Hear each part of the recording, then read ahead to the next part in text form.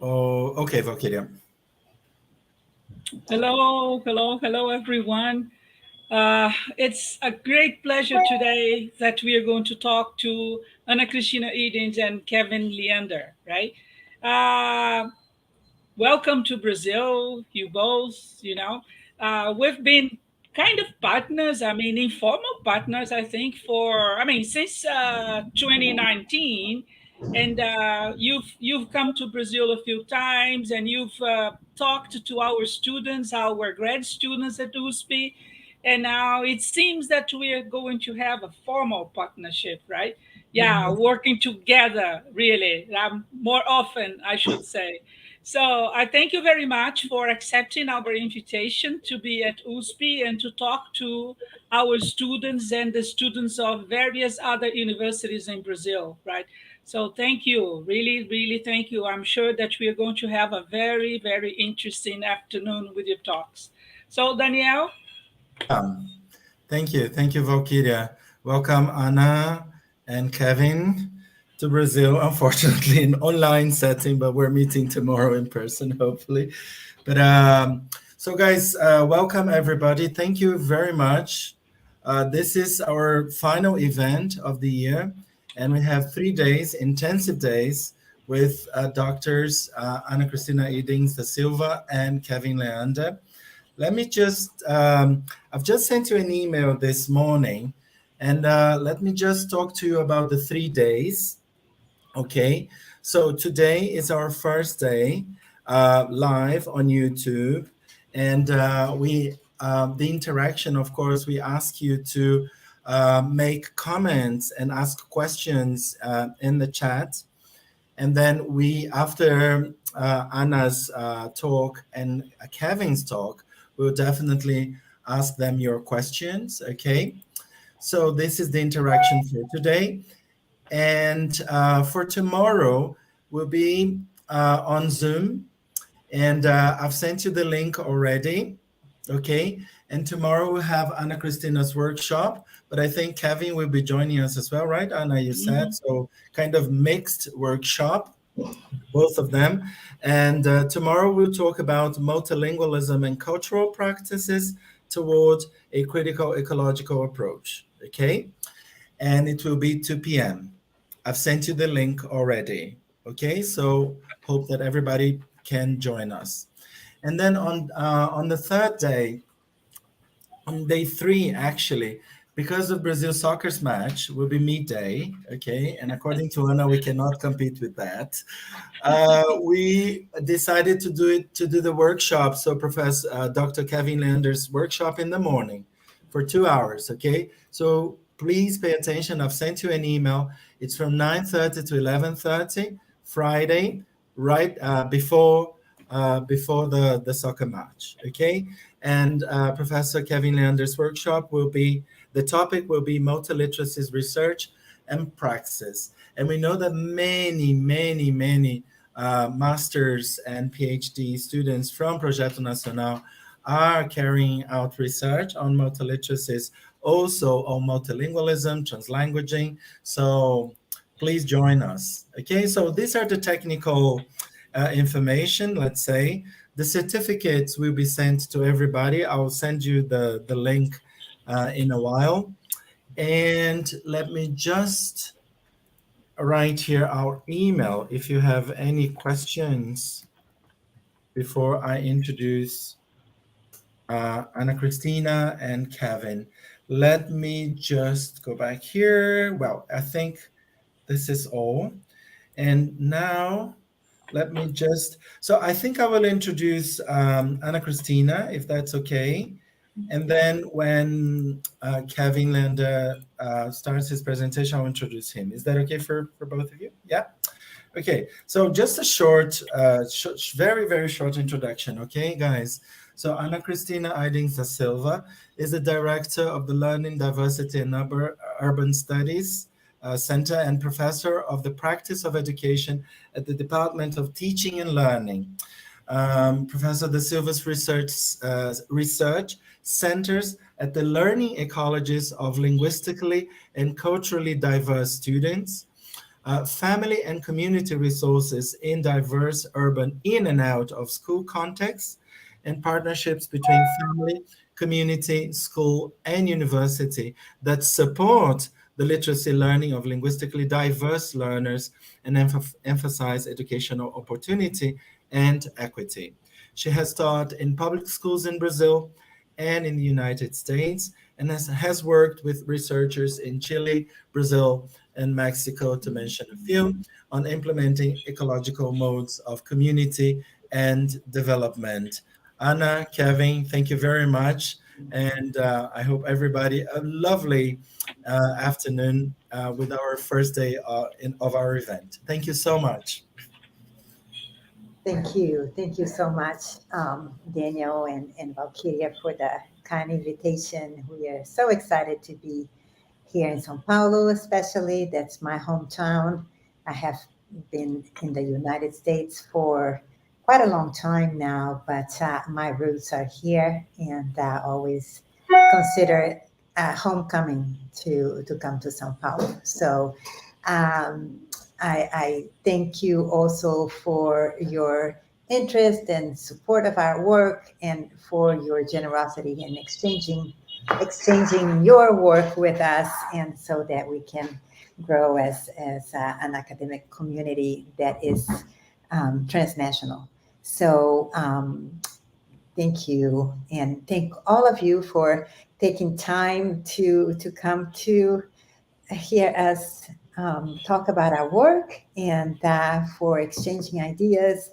And I know this is a busy time of the year as we try to wrap up our semesters, and with holidays luring, and the World Cup, and it all comes together. So I know that time is precious, and I thank you for that.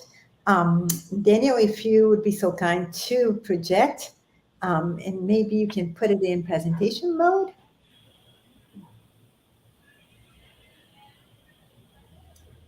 This is a new platform for me, and so Daniel is kindly navigating the technical um, the technical pieces. Are you able to put that in presentation mode, Daniel?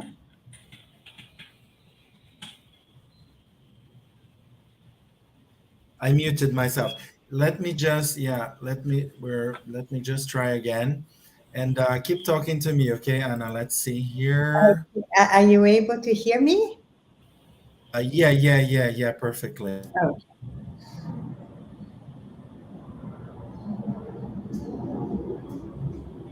so as Daniel and Valkyria mentioned in their introduction, my major area of focus has been um, multilingual students, multilingual families, but in particular, immigrant and refugee students to the United States, and preparing educators to work with these populations that are now the majority in our public schools in the US, and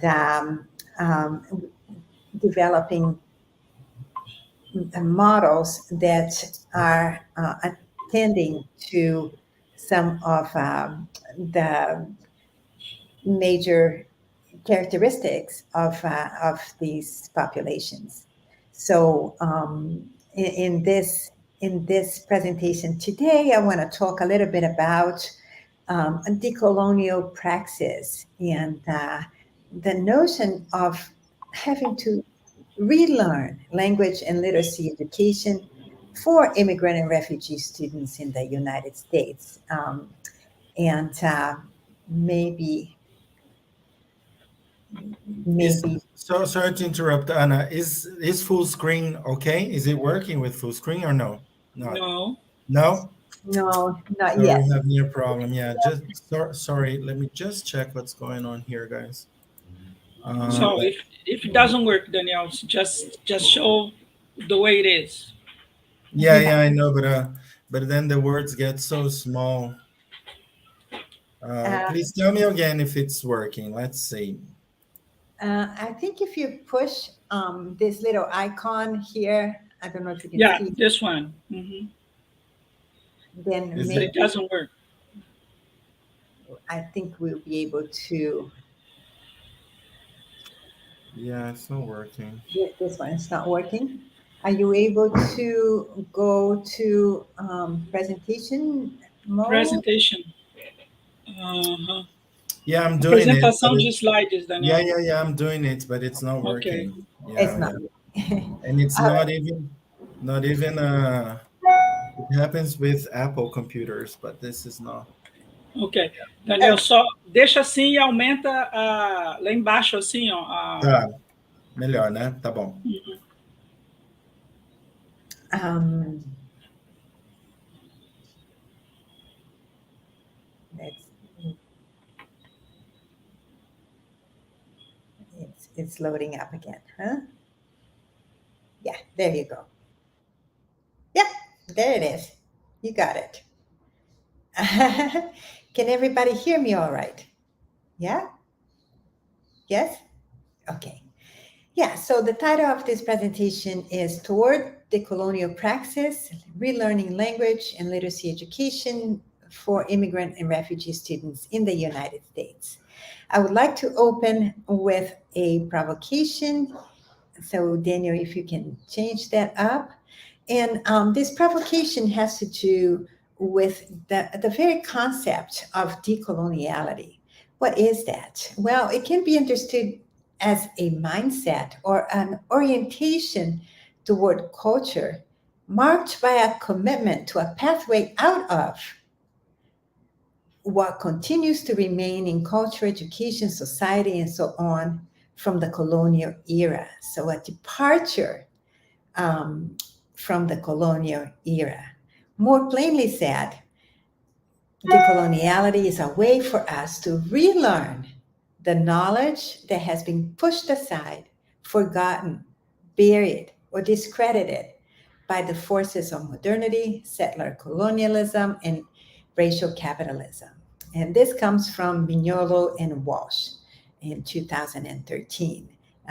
Those were sort of pioneers who have conceptualized decoloniality. So let's keep that as a provocation as I go through the presentation, as we can continue to think about that. Yeah, so I'll give you a little bit of a presentation outline so that you can follow me as I move along. First, I want to talk a little bit about the current social political circumstances of immigrant and refugee students and families in the U.S., since that is the bulk of the work that I do there. And then talking about a decolonial approach to the education of this population, and how do we move from an understanding of decoloniality into praxis, meaning the action that accompanies that reflection. And what would that look like, right? So, because sometimes we are understanding of a lot of the theory that guides our fields, but sometimes we have a difficult time understanding what might it look like. So that's how I'm going to go about as a roadmap for this presentation today. So starting with the current social political circumstances of immigrant and refugee students and families in the US, let's see what. So this community is made up over 46.7 million immigrants who are currently living in the US, of which about 11 million are undocumented in the US territory. They obviously have documentations from their own countries and originating areas, but in the US, they are what they call unauthorized immigrants. Therefore, they have no documentation. And there are about 5 million in public schools right now, and there has been about a 28% increase in the last 2 decades. They continue to come even with all the restrictions and poor treatment, as we all have heard in the news. They continue to come. And why is that? Well, they come because of situations of war or extreme violence in their home countries. They come as a matter of family reunification, meaning they already have family in the US and therefore they come to rejoin them.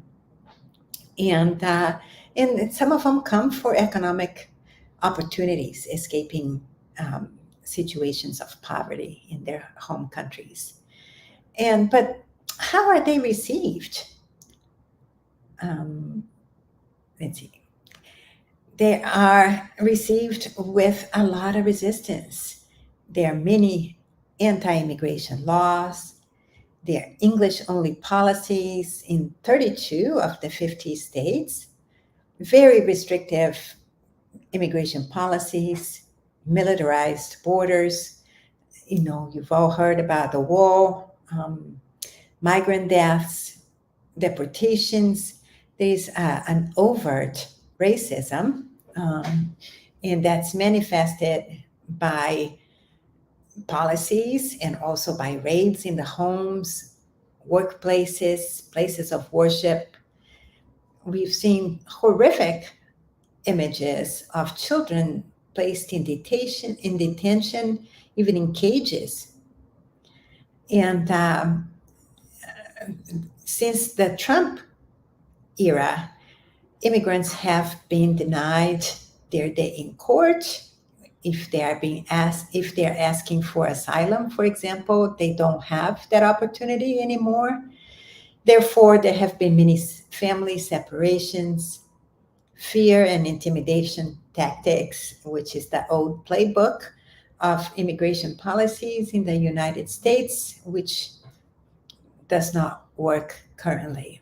And use of anti-immigration rhetoric as a weapon in politics. And with all of that, more than 5 million immigrant children and their families are at risk of being directly affected by immigration enforcement policies.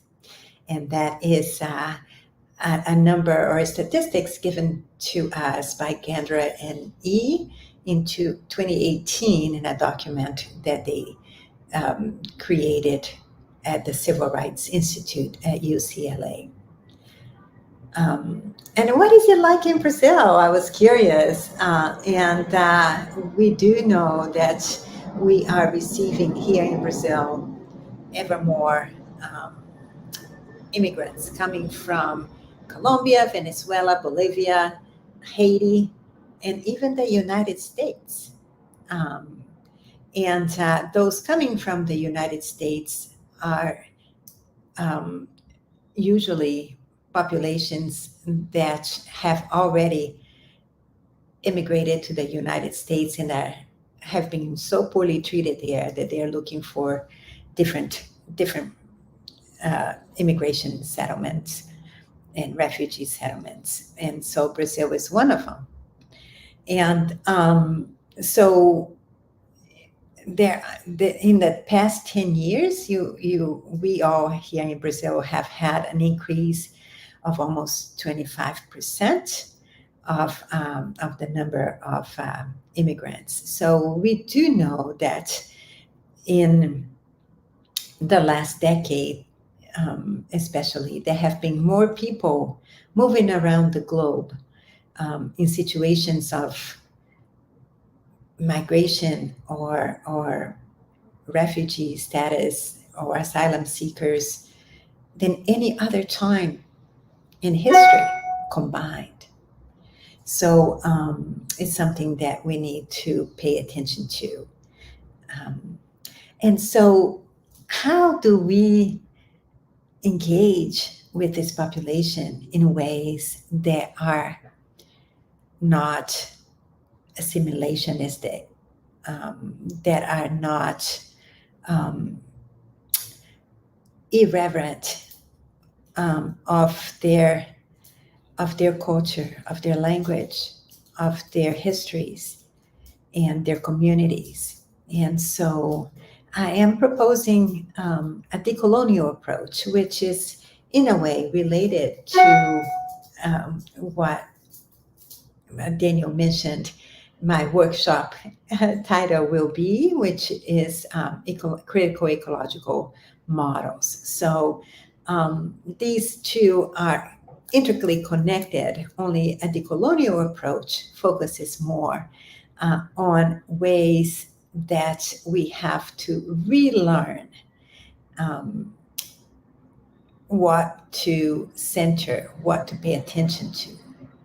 And in order to bring back many of the cultural, historical wealth that immigrant and refugees bring to their host countries. Thank you. So, how do we do that? Well, we have to confront the logic, ontology, epistemology, and the matrix of power created by the massive processes and aftermaths of colonization and settler colonialism, which have come to signify a kind of hegemonic norm, especially in school spaces. And here in Brazil, we all know that there is quite a bit of that. And we must understand colonization, settler colonialism, racial capitalism, modernity, neoliberalism, necrocapitalism, as in the ways in which they have displaced an array of different modes of living, different ways of thinking and being in our society and schools. So how do we recapture these displaced modes of being, displaced modes of thinking, displaced modes of engaging in what counts axiologies? And so how do we do that, right? Daniel, you can move forward. So decoloniality and the education of immigrant and refugee students and families. So what does that mean? Well, it means that when you are focusing on immigrant and refugee students and families, we take decoloniality as an approach towards ways to restore, to elevate, to renew, to rediscover, and acknowledge and validate the multiplicity of lives, lived experiences, culture, and knowledge of indigenous people, of people of color, and of colonized people, populations that have been marginalized or have become vulnerable in the global context. And again, what are some of the things, some of the steps that we can take in order to engage this this theoretical approach or this conceptual approach into pedagogies towards marginalized or vulnerable populations. We can move on, Daniel, thank you. So first, we must look and looking for and understand immigrant and refugee students' experiences as resources. We tend to create a deficit narrative when we talk about marginalized and vulnerable populations. Even the designation of being marginalized or vulnerable is already coming from a deficit perspective, if that makes sense. Oops. Did I lose you?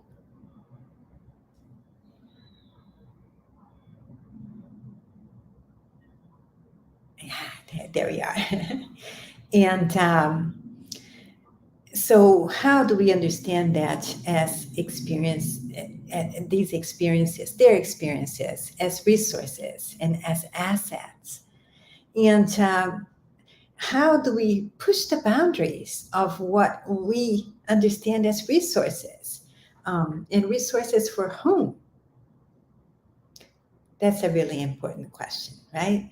And also, how do we start moving things into motion?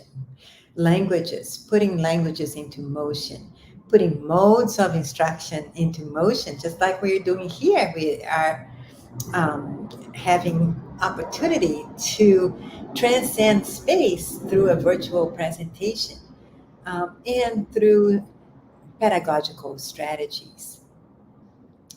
And creating new possibilities, flexibility, fluidity of experiences, capacity spaces of opportunities. Again, perhaps the rigidity or the bounded spaces make it very difficult for us to really engage with this notion of decoloniality if we really are to create disruption in what has become norm.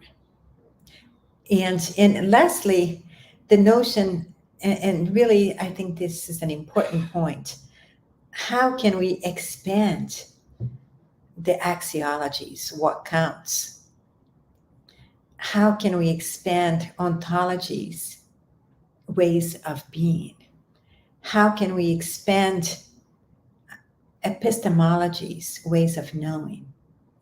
So we must begin by setting things into motion and also by expanding our axiologies, our ontologies, our epistemologies. Thank you, Daniel. And so, and for that, we have to do that in action, not just in thought, not just in rhetoric, not just in prose. We have to put our work into action in actual communities, in actual neighborhoods. And so what does that mean to move towards praxis? And so I wanted to just take a minute to give you a brief definition, if you will, of what praxis means within this context of this talk. I talk about praxis as that dialectic unity of consciousness and action, which results in something anew. So not just the sum of reflection and action, but this dialectical tension that creates something anew. And it leads to exposing, challenging, and changing those social meaning-making practices that function to continue to conceal and to maintain illegitimate and repressive relations of power and domination in the social order. These are the words of Thibault in 2004. Thank you, Daniel. So for that, we have to engage some very practical concepts. We have to think of learning as relational. We have to uncompromisedly think of community at the center and focus on collaborations. And for that, we also need to think about Paulo Freire's notion of conscientização as not just a matter of becoming aware, but a matter of shifting mindsets, of doing from a different consciousness. We must engage in the redistribution of power in a real way and through dialogue. true dialogue. Yeah, thank you. So what does that look like? Um, we can move towards a model that I have constructed and implemented in the in various states in the U.S. Um, and this model is mainly of teacher education or preparing educators to work with marginalized and vulnerable populations. And in my case, this population is, again, immigrant and refugee students. And so our charge for this model is that we as educators must reevaluate and reform school power relationships. We have to tune in keenly in verbal interactions between teachers, students, and families. We have to, oops, would you go back just a second? Thank you. We have to um, evaluate or reevaluate culture, what do we mean by culture, curriculum, and extracurricular activities. We have to examine attitudes towards minority languages, especially. We have to rethink notions of testing and assessment practices and grouping practices. Further, we must transform and reconstruct school institutional norms. And this comes through the structures and the systems that guide these norms, right? And cause and belief statements, values, goals that stem from colonial belief systems and ways of being. So how do we penetrate that and disrupt these belief systems and ways of being that still remain from colonial era? Thank you. So what are the goals? To provide a new kind of schooling for those who have suffered injustice on the basis of their racial, ethnic, gender, class, religious, and economic identities, simply to improve the quality of everyday lives, to develop critical consciousness, again, a different mindset, and in ways that might change the world for better, or to achieve more equitable spaces, to change the status quo through political clarity, courage, and action impacting structural and systemic inequities and policies. So these are the goals of this project that we have begun to put into place in various parts. And for that, we have to commit to the integration of families and communities in school in all the aspects of our work, meaning theory, research, and practice. So we must be better listeners and truly engage with populations and communities to in theory, research, and practice, create educational possibilities for these historically marginalized populations to counteract deficit perspectives or perspectives that continue to marginalize them or further marginalize them, and redefine context for learning in a comprehensive way, addressing all of the ecologies that make part of the context of learning and learning itself. We have to engage with this dialectics of awareness and action, and reimagine teacher education programs, the ways that we prepare educators to provide opportunities for new perspectives to develop through the engagement in the practices, cultural practices, linguistic practices of communities and relationship to its members.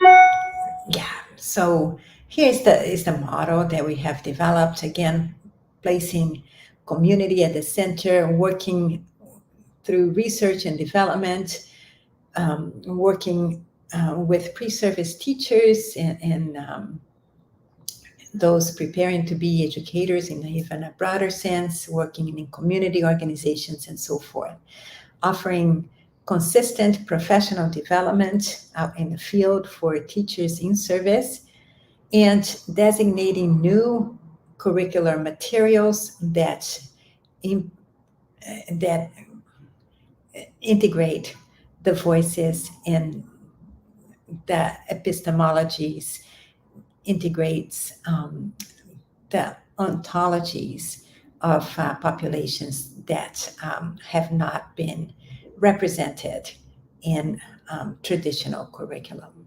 Thank you.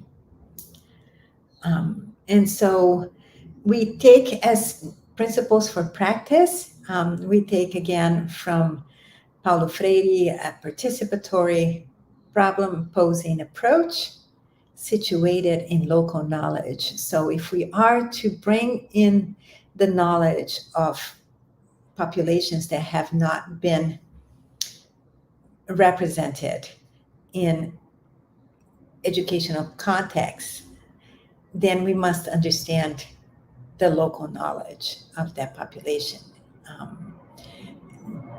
These practices are emergent from and contextualized in local communities. So we have to engage with these communities in order to understand how to bring that about in the curriculum or in the practices of schooling and other educational spaces. Have to create new places and spaces for community integration, expanding conceptions of language. So monolingualism is not a norm. English only is not a norm. We must decenter English, for one thing, in the US, and I imagine in Brazil also think about multilingualism as the norm, and decenter perhaps Portuguese as the only language, when we have also indigenous languages and other languages that are being brought on by immigrants and refugees to Brazil. So how do we do that? And commit to a long engagement with these communities. So how do we create a sustainable line of work with communities, with local communities? And to have a present to future orientation in these practices. So although we are informed by history and by ways that many of these individuals have suffered trauma, we are forward-looking, and although we acknowledge that we have to move forward toward a healing practice. Thank you.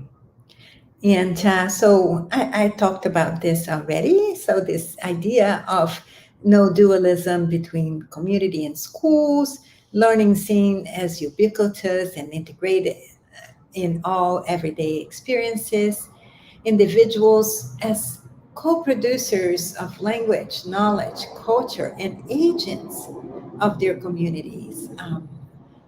And again, these are ways that we can begin to disrupt and pierce into colonial models by just engaging with individuals as co-producers of knowledge and agents in their communities. Understand a diverse socioeconomic, racial, ethnic backgrounds, having multi-generational groups participating together within the practices of communities, learners finding their own negotiated languages, and places and spaces for integration of culture, languages, and voices. Again, moving away from deficit perspectives, moving away from assimilationistic perspectives, and engaging in co-production of knowledge. Thank you, Daniel. And so now I want to talk a little bit about what does this look like? How do we set praxis, the colonial praxis, no less, into motion? So I want to talk a little bit about how we have been attempting to disrupt colonial models, to disrupt rigid structures, rigid systems that perpetuate injustices and inequities through colonial mentalities. And so we want to create new circulations of languages and literacies, create new contexts for action, creating new forms of family and community engagements in the establishment of schools. Thank you. So how do we do that? Creating new circulations of language and literacy. So first, to think about families as protagonists of multilingualism and cultural pluralism. So creating these spaces, and I will talk more about that in the workshop that I'm going to facilitate with all of you who are going to be there, creating spaces that center multilingualism through translingual practices. For example, creating stories on the go and having the opportunity to move these materials that travel. And in these materials, there will be language and literacy practices traveling in the context of home, school, and community. The first picture shows what we call community canastas, which is the Spanish word for baskets. And in these baskets, we have stories that families have deposited in there, having to do with practices and traditions in their home countries. For example, Dia de los Muertos practices in the south of Mexico. And families talk about their experiences with that. And these baskets travel from one classroom to another, one school to another, one community to another. And in that way, we can exchange stories that are either written or recorded. And so that we are allowing these stories not only to be told, but also shared. In the second picture, you see the family and community backpacks, where we have translingual books or multilingual books that refer, and they're packed together according to a theme that might be themes that have resonance with many families. This one the theme is bedtime stories, for example, bedtime rituals. And inside the backpack, you have some artifacts that again travel with the students, with the children, and they have these translingual, multilingual books we also have a diary that families write their own bedtime rituals, and that begins to be compiled into a notebook that travels around. And lastly, in this next picture, you see these children's photo books. And so we can capture the children's imagination of their own world. And so from these pictures, they tell stories, and these stories become part of the classroom library or the school library, and they also travel among the different community areas. So to create an opportunity for capturing the ways that children make sense, think about, speak back to the world, and in that way we can gain insight into the many possibilities and to provide a bridge between in and out of school learning. So that way, again, we can begin to recapture many of these stories, many of these ways of knowing, many of these ways of being and living. Thank you. You can, and here you see that in this case, they're all mothers creating these stories and placing them in the baskets. And I don't know if you're familiar with Cynthia Dillard's book of last year's called Remembering, in where she talks about remembering is to become a member again. So through these practices of telling stories, these families begin to find some common grounds and some common narratives that remembers them into a community. And we can also think about creating new contexts for action. And what does that look like? Again, the context of schools, at least in the US, and I imagine in Brazil too, even though I haven't been into a public school in Brazil in a few years now, so it might have changed. But schools are crowded spaces, and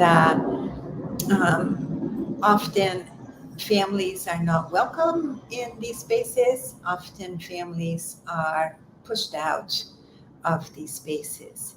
And so in order for us to, again, to relearn about different, a multiplicity of practices, new forms of being and thinking, we have to have real contact with these individuals. And so we need to have space, physical space, for them to be an integral and legitimate part of schools. And so we have to create opportunities for that to happen. And we have done that through having coffee hours, which we call cafecitos. We have to have opportunities for them to maybe gather together in central spaces of schools and talk to teachers and so forth. And so we have also created welcome centers for these families, and some of them look like school buses, old school buses. They're no longer used. They're not in use anymore. We try to make that into a space of gathering. Thank you, Daniel.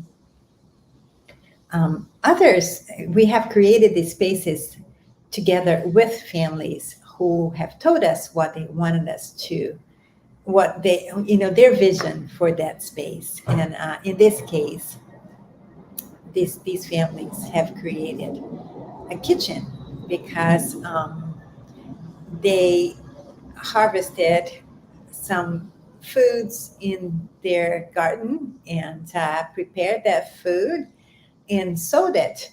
And with the money, they would purchase um, school goods, not only for their children, but for all the children in schools, which allowed them an opportunity to be benefactors of the schools and not just beneficiaries of that space. Um, and so that has been also very important for them to form social networks, networks of support, and create a space for multilingualism and multiculturalism, which was central to the school, and in that way, decentering English as the only language spoken in schools. In another instance, they decided to create a documentation room. These families had decision making power in the schools. They were not just there to, to work in the margins of school life. They also were. They also earned, as a matter of being legitimate members of the school, they also earned opportunities to be decision makers in the schools. And as part of this, in this last one, Daniel, if you would go back, they wanted a new curriculum, a curriculum that was based on some of their traditions, their cultural practices. And the district did not want to indulge them in that. And so they created a documentation room to display the work of their children so that they would be able to show that through the curriculum that they were proposing, their children were growing and developing. And they also took the opportunity to create a mural with pictures of those who had been deceased in the crossing between, in this case, between Mexico and the US due to restrictive immigration policies. And so they also made a political statement out of, within the space of that room. So they used the room to also exercise agency and advocacy towards their vision, their goals. You can change now. In other spaces, they wanted to have opportunities for levity and art. This was a space where there was a lot of, and the school was also under threat, and they wanted to create opportunities for art as a way to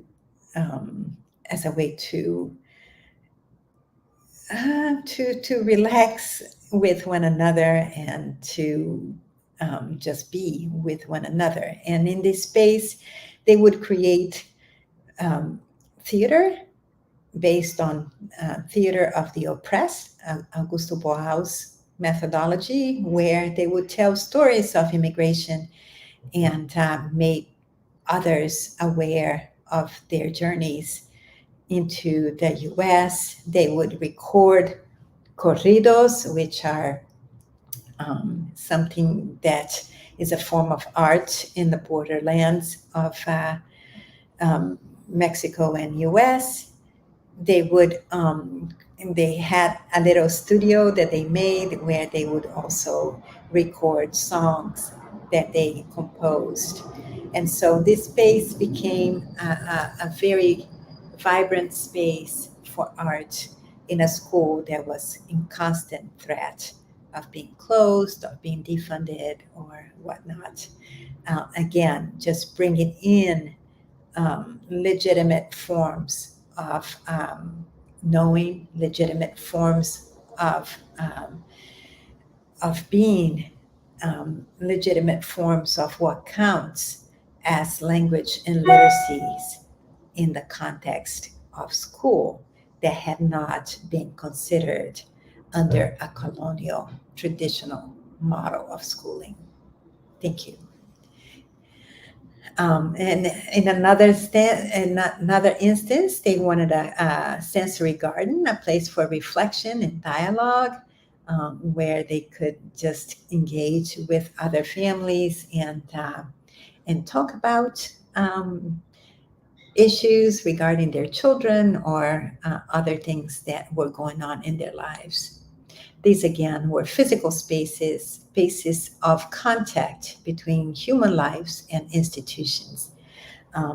Mind you that in many cases, a lot of these families are distrusting of institutions. So it took a lot of time and a lot of commitment to create these spaces, and a lot of co-construction of what these would look like in order for them to trust institutions enough so that they could inhabit it. And finally, new forms of family and community outreach. How would we continue to inform, connect, advocate for families who are usually excluded from institutional context, and where information does not reach them, where connections are not facilitated for them, and where there are people that are committed to be in their corner when society in general is pushing you out. So we've created some new opportunities for this community and family outreach.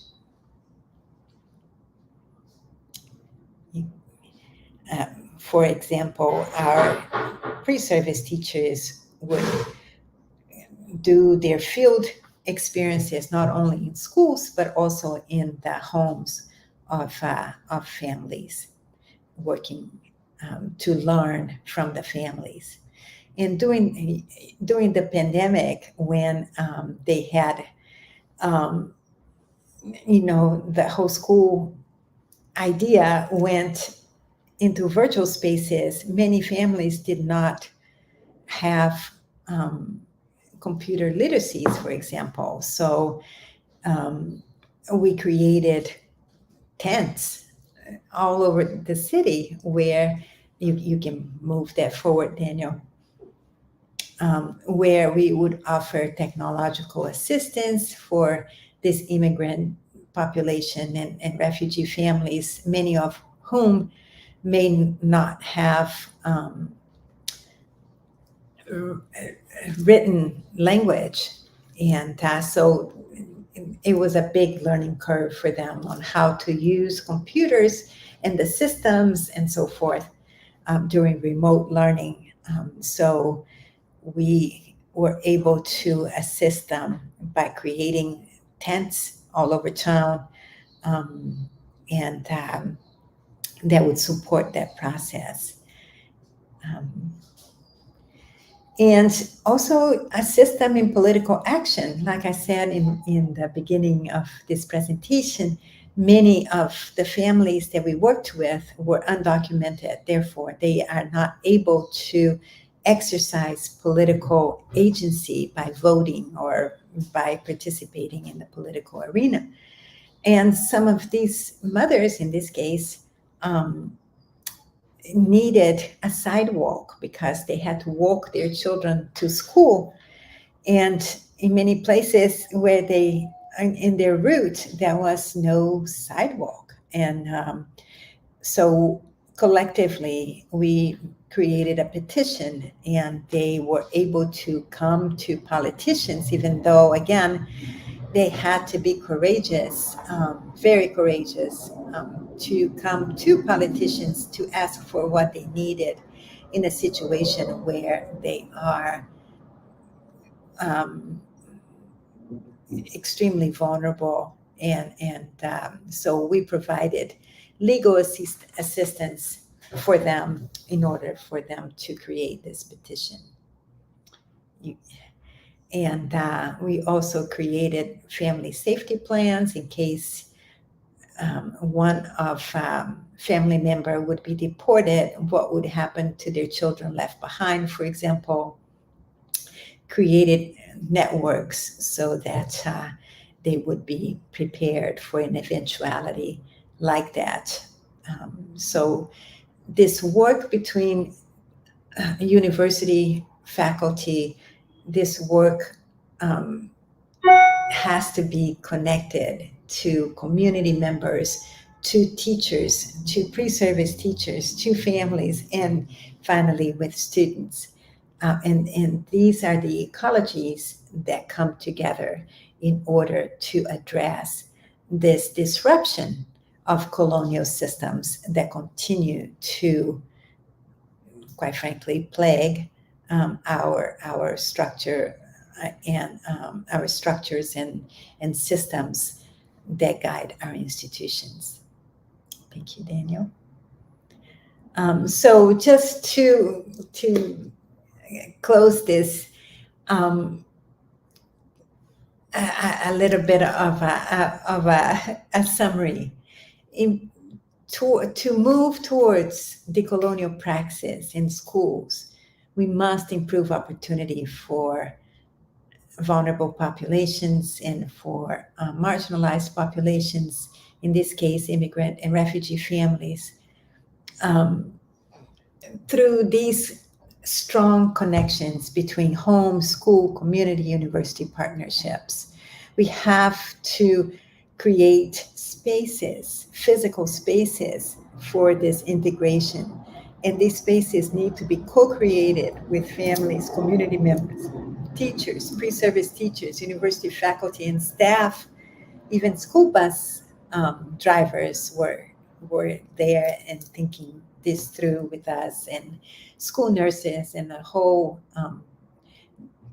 populations that are stakeholders in schools, and legitimize participation, promote multilingualism and multiculturalism as legitimate forms of participation, establishing and sustaining relationships with these families, sustaining really long-term, preparing our educators to take a learner's stance, to learn from these families and not to impose their values, their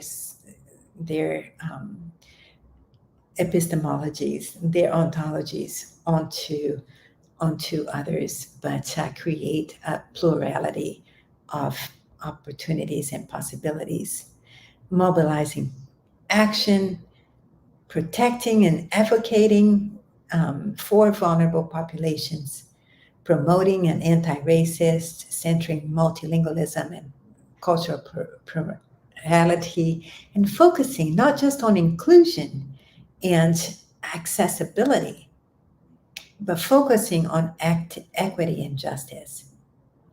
So not only because these families and populations are present in an institutional context of school is enough for it to be inclusive.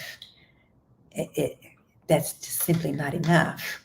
We have to move towards equity and justice, providing them with equitable voice, equitable participation, and expanding our communicative resources by use of interpreters, translators, embodied practices, use of art, use of available and accessible technologies, literacies, multimodalities, and social media to be able to continue this communication, have this open communication.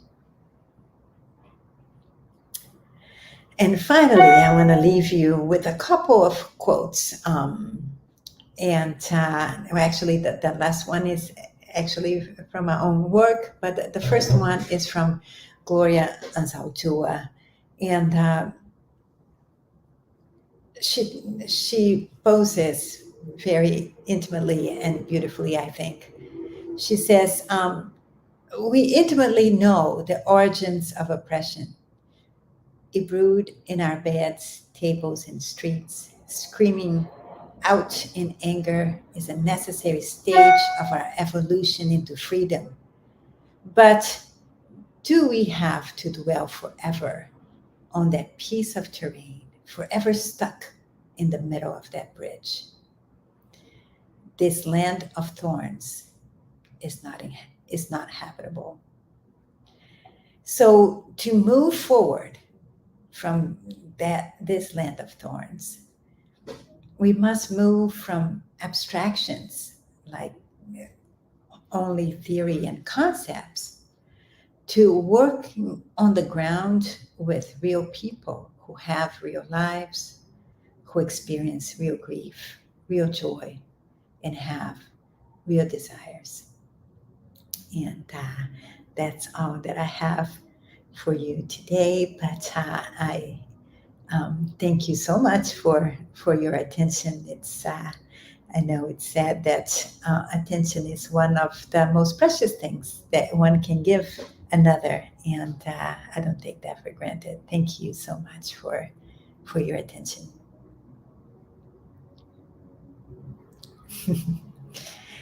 Valkyria, I think you were muted.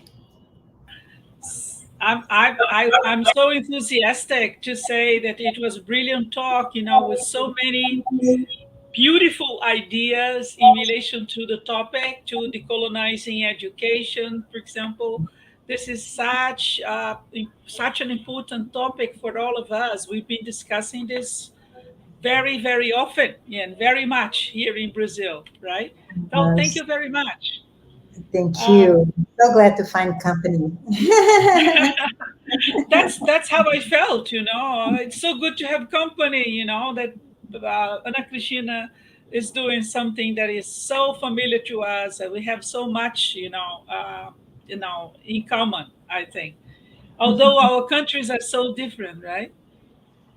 In some You way. know, yeah, In some ways, coloniality is even more pressing in Brazil. Speaking as a Brazilian now, we have such a heavy weight of coloniality in Brazil because of our classism, because of our racism, because of all the isms that we continue to perpetuate.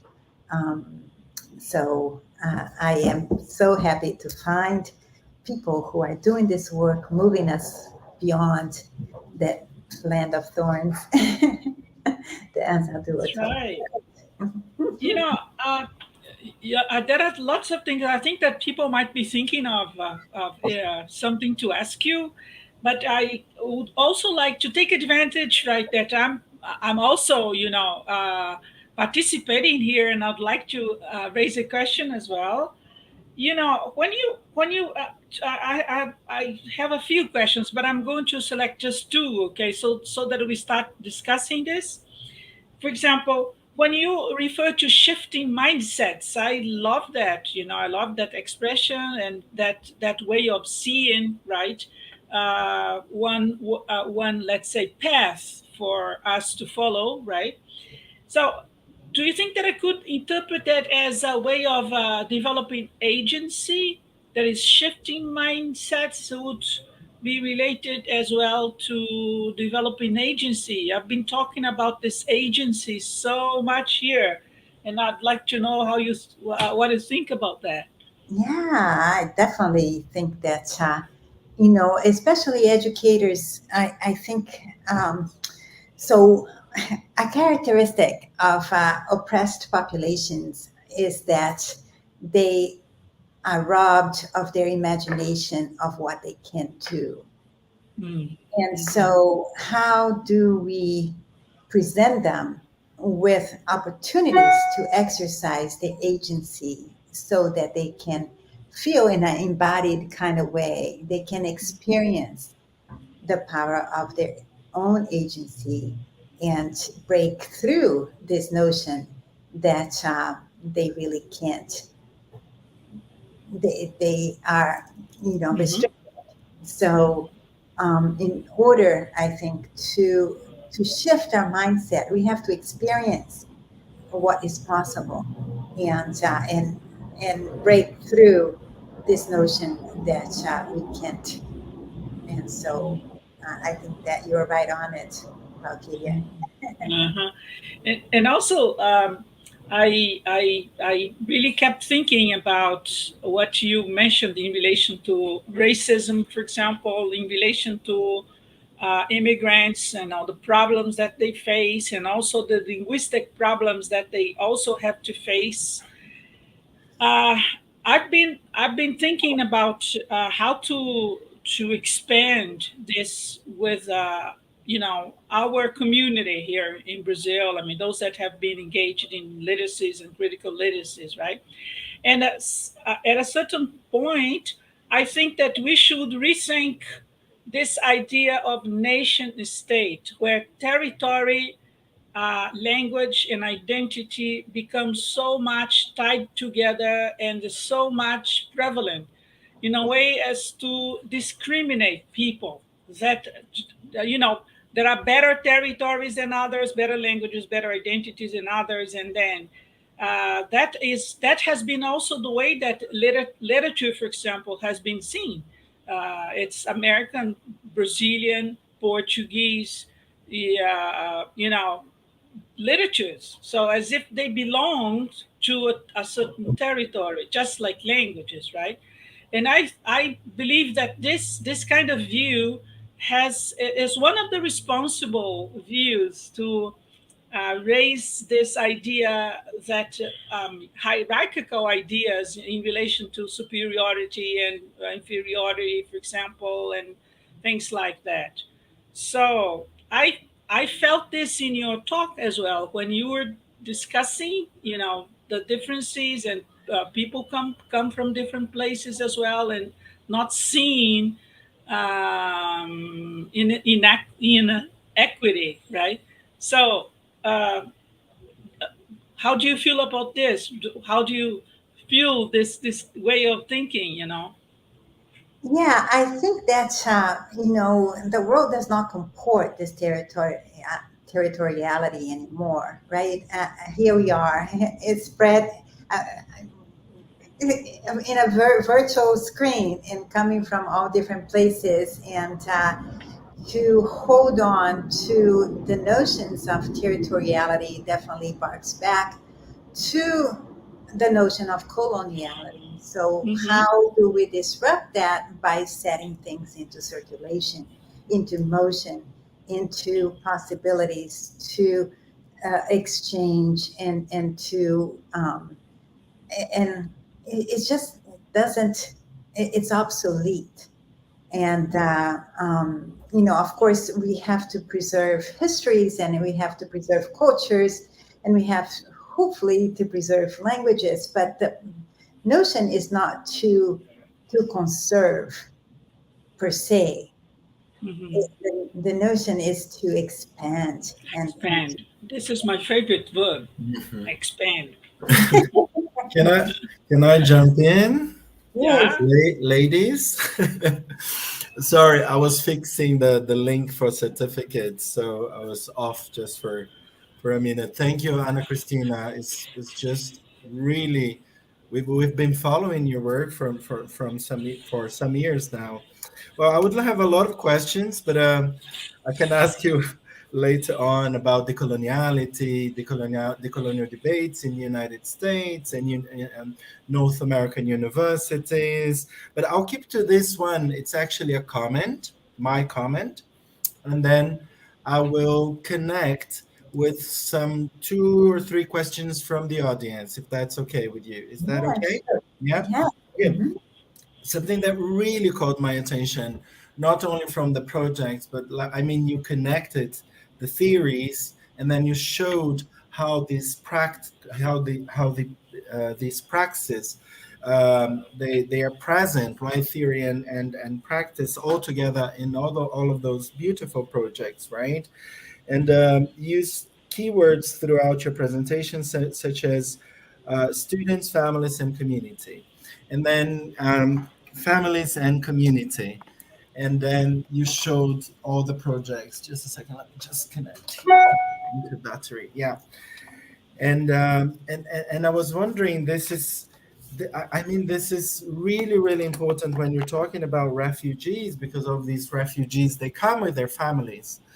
But also, if you're thinking about, let's say, ordinary, I mean, families here in Brazil, or maybe students being educated in the United States, they also have families, regardless of being refugees or not, right? And I think I've heard this from Valkyria, I think, some time ago as well. I mean, the importance of families and the communities. Now, I think a huge debate here in Brazil is that, schools, the discourse at least, is that families and communities, they should be out. I mean, they should be not regarded, because schools face a lot of challenges, the salaries of teachers, number of students, blah blah blah. So then there's no time, there's no interest, and it's actually, the discourse is, it's not the job, it's not the role of schools bringing communities. Okay, of course, in very general terms, there are many beautiful projects in Brazil. I mean, public schools bringing communities into the fore, into attention, into the spotlight. But I don't think it's the case. I mean, when you think about the school discourses. Now, yeah, I'd like to know from you if I think you're going to disagree with all this, but I'd like to know from you.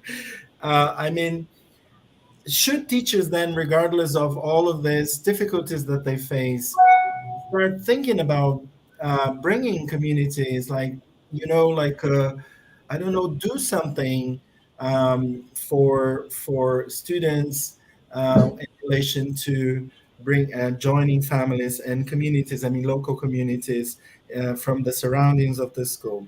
So what do you think of this?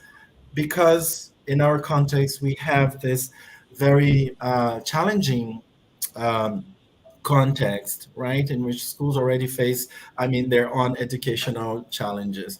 And then, Anna Christina, I'm going to join my comment with questions about the projects. I think that the audience is very interested in know a little bit more. So maybe you could take more time, if you can, or if you wish to.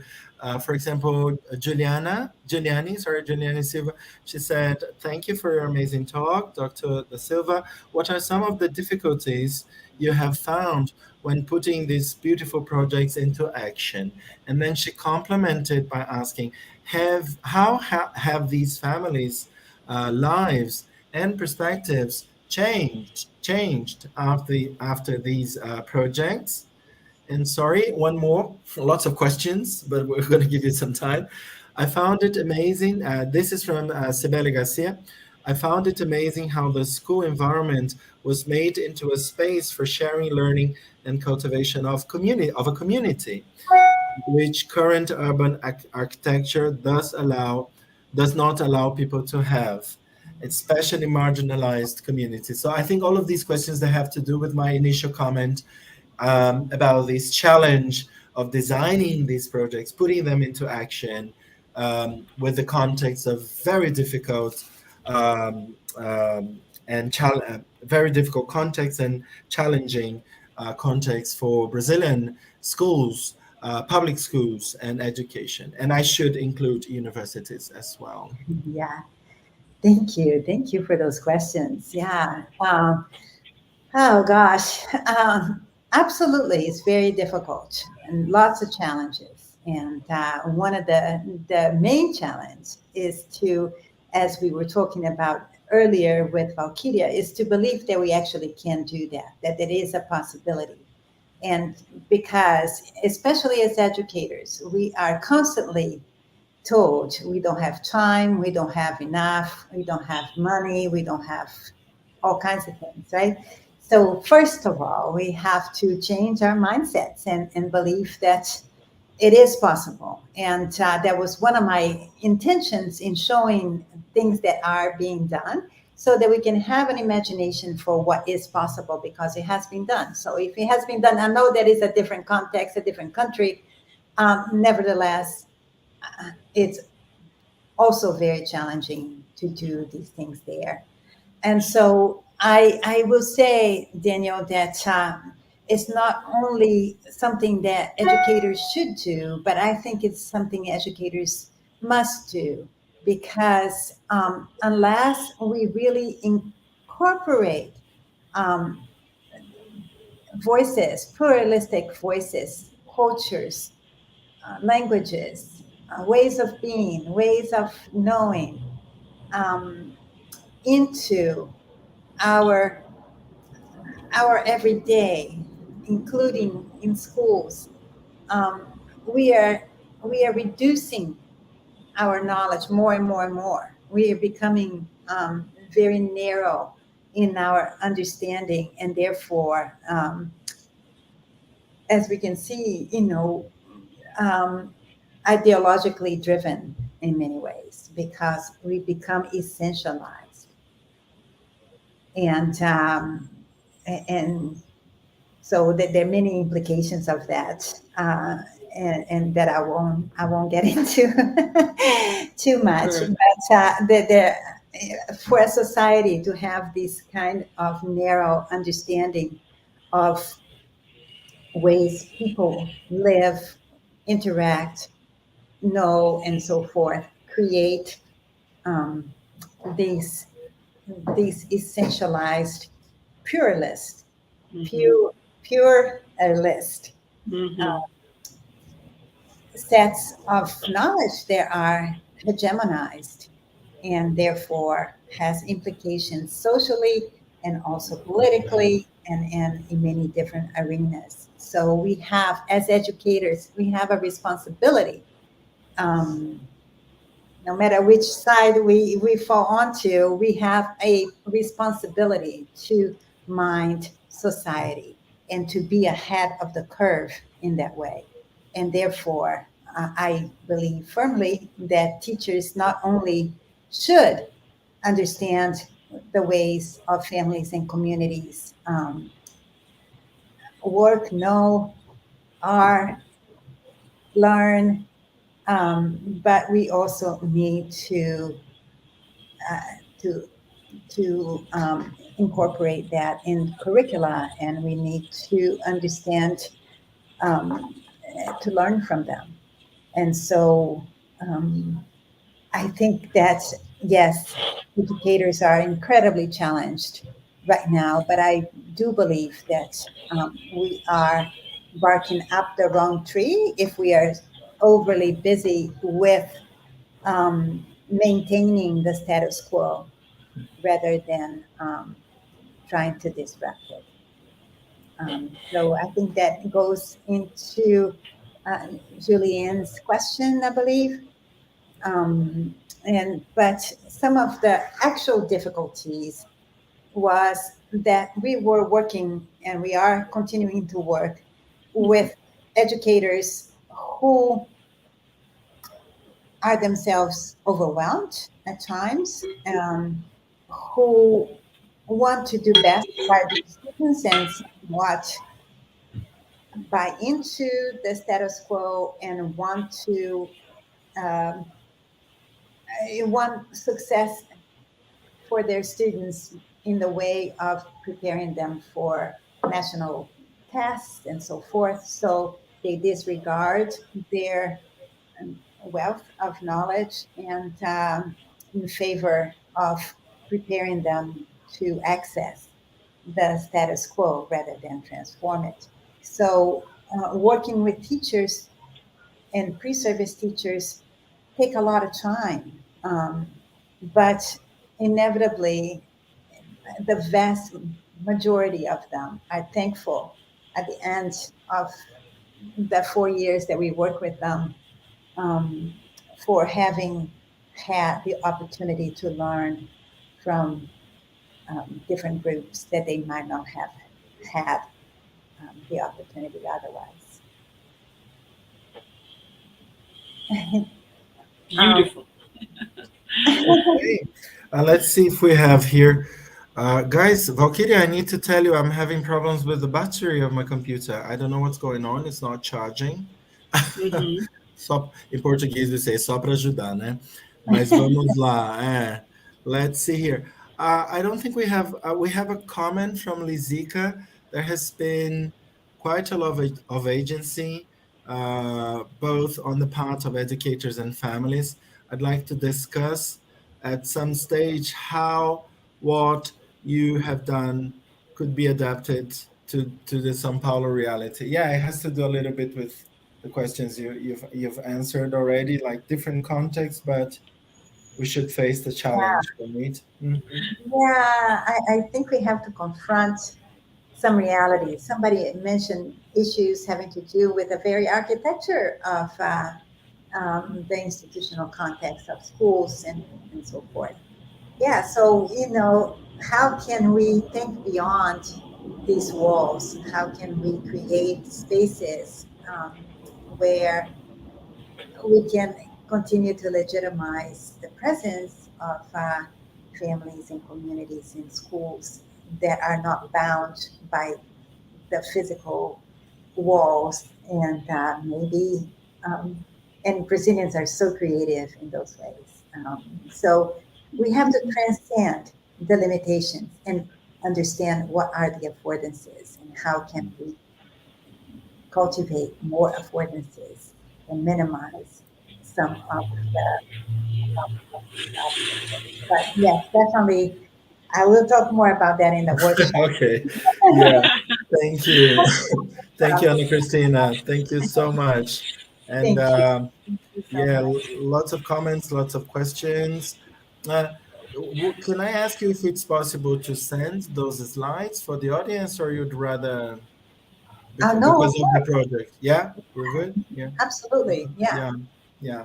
And your email as well for people to get in touch, right? absolutely. Yeah. Yeah. And Okay. I hope to Okay. see many of you at the workshop tomorrow. Okay. Yeah. Okay. Thank you. Thank you. And Thank you. so Thank you, Ana Cristina. we'll yeah. Excellent. Brilliant.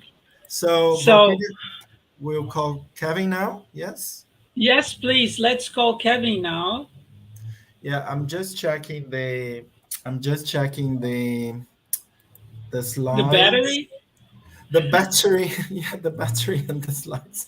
Valkyria, you should continue if I'm away, please. Yeah. Okay, but I don't know how to deal with StreamYard. I know nothing about it.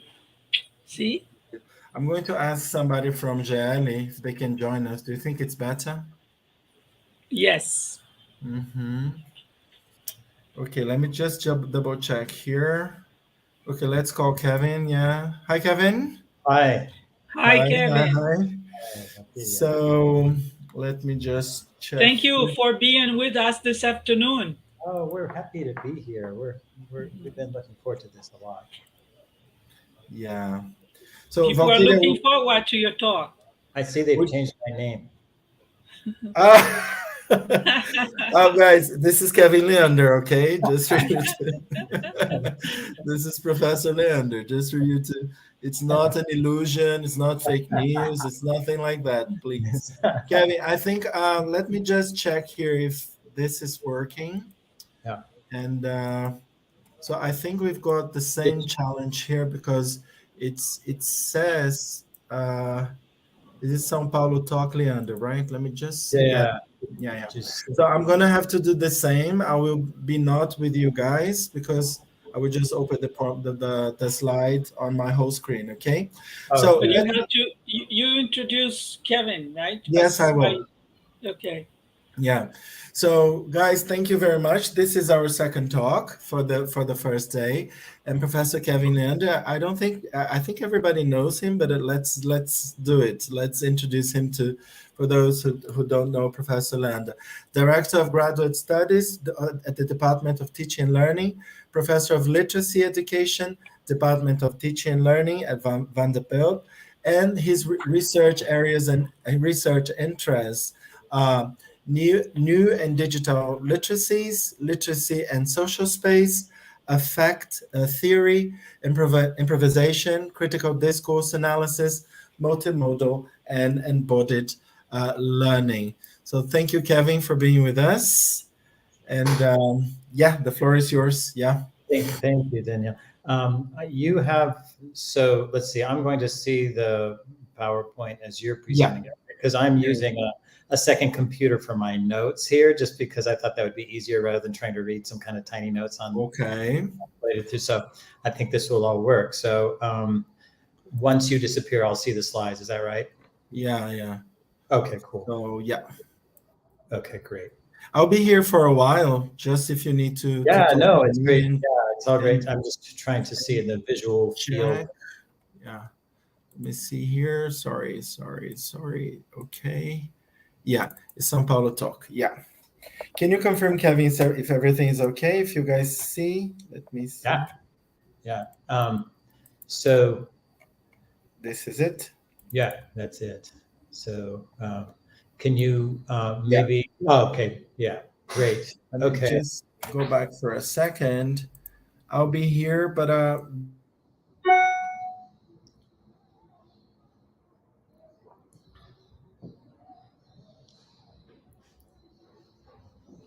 just tell you, I'm here, okay? If you talk to me, I'm here. Yeah, great. Okay. So is the talk in presentation mode, Daniel? I can't quite see.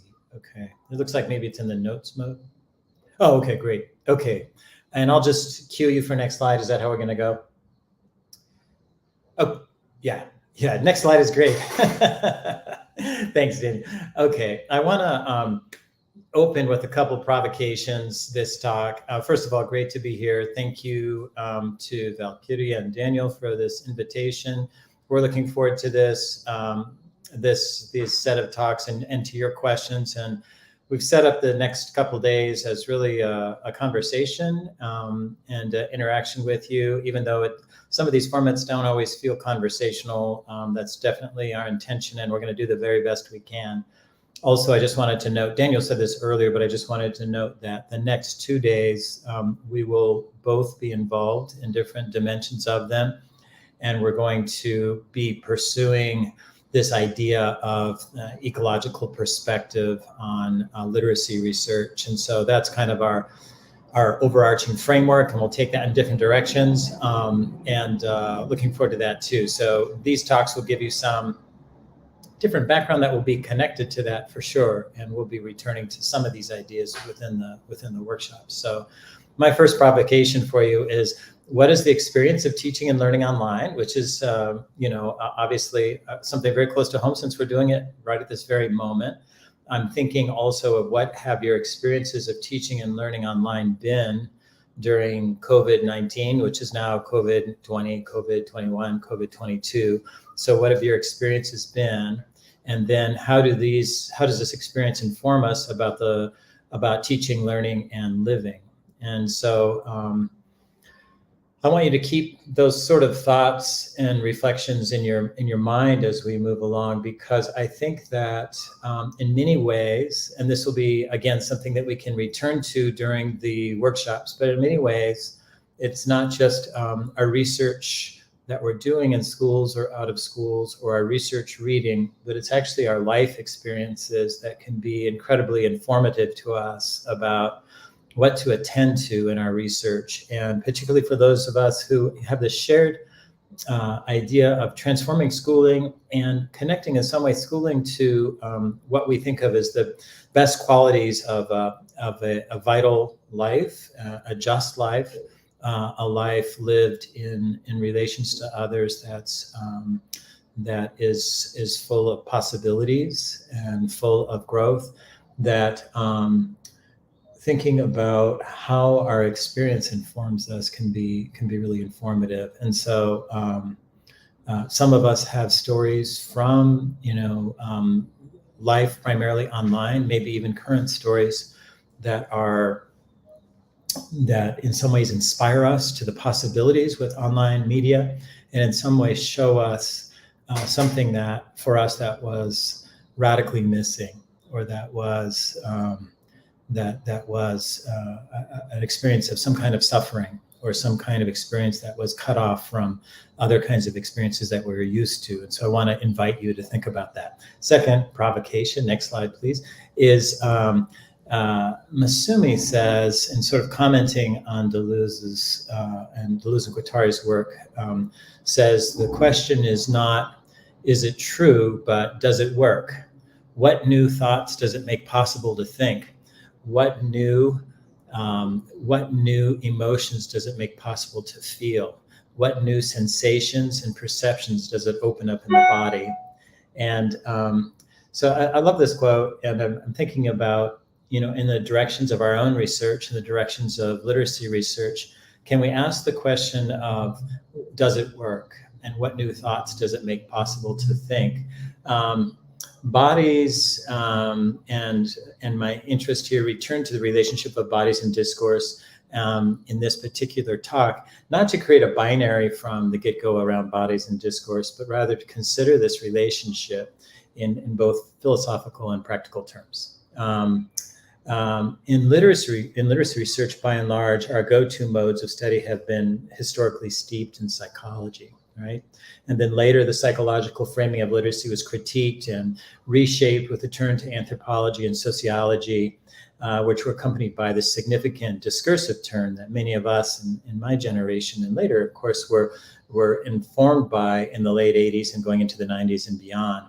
And we could, of course, think about many other turns in literacy research: cultural studies, feminist theories, post-structuralisms of various sorts, critical theories, historical studies, critical race theory, and so on. With respect to the body in literacy, however, the picture seems to be that we have conceptually developed more of an anthropology of the body in literacy, and maybe a sociology of the body. But what might be missing is something like a philosophy of the body in literacy, or philosophy of the body in language. That's a push or a movement that I'd like to take here to sort of to try to open up something somewhat philosophical about the consideration of the body and literacy, and largely drawing on the work of Deleuze and Guattari. And so we'll get into that, but I want you to think about in research, in the collective research that we're doing, and the individual research that you're engaged in, the studies that you're engaged in, what does it make possible to think? How can we develop a literacy research and pedagogy both that create new possibilities? So next slide, please. So I'm drawing this figure, and this is probably a figure that's familiar to many of you from the work of the New London Group. So taking you back to 1996 to the greatest hits reel of literacy research, right?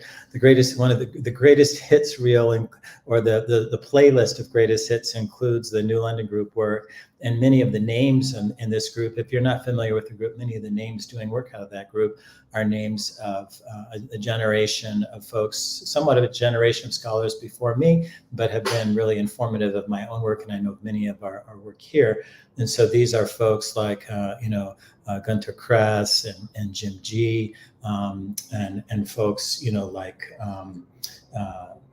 Bill Cope and Mary Kalansis, and a range of others who are involved in this work. So people that were really thinking seriously about new literacies and developing, really before the term new literacies even existed, this kind of work.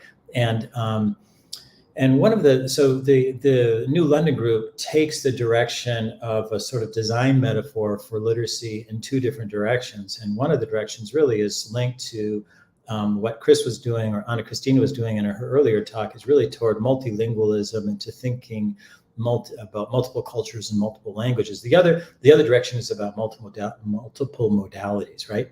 And so within this piece, when they're talking about multimodalities as a foundation for multiliteracies, they have presented this wheel that's a little bit hard to see on the slide, perhaps, but this wheel is a representation of different modes of meaning. And so you have things like linguistic design, spatial design, oral design, and so on. And then components of these different forms of design. And in the sense, in the New London Group piece is a kind of manifesto, right? It's not a piece of research. It's really a manifesto, sort of charting a direction into the future. And my guess is they didn't imagine that these modes were exclusive of other modal possibilities. But in a sense, these multiple modes became a kind of guide for a generation of researchers of how to look outside of linguistics to think about modality and how to think about possibilities for literate production and literate understanding and communication and relationships. What's kind of fascinating, I mean, it's really kind of stunning when you think about it, is that this group was putting together this work in the early 90s, before there was an internet, really, before there were graphic web browsers. And so at a very early stage, they're putting together this idea of multiple modalities. And so they was sort of in many ways, the right thing at the right time. And the internet was developed during the 90s. I know that because I was in graduate school.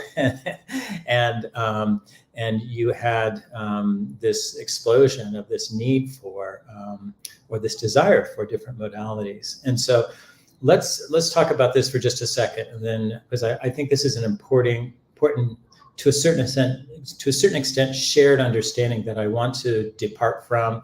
I want to critically engage and think about other possibilities. So one of the statements from the New London Group is they say, we argue that literacy pedagogy must now account for the burgeoning variety of text forms associated with information and multimedia technologies. Again, for the most part, kind of pre-internet or very early internet, but the variety of text forms, those are the two words that I want to emphasize here, text forms, which are really important for the multimodal project.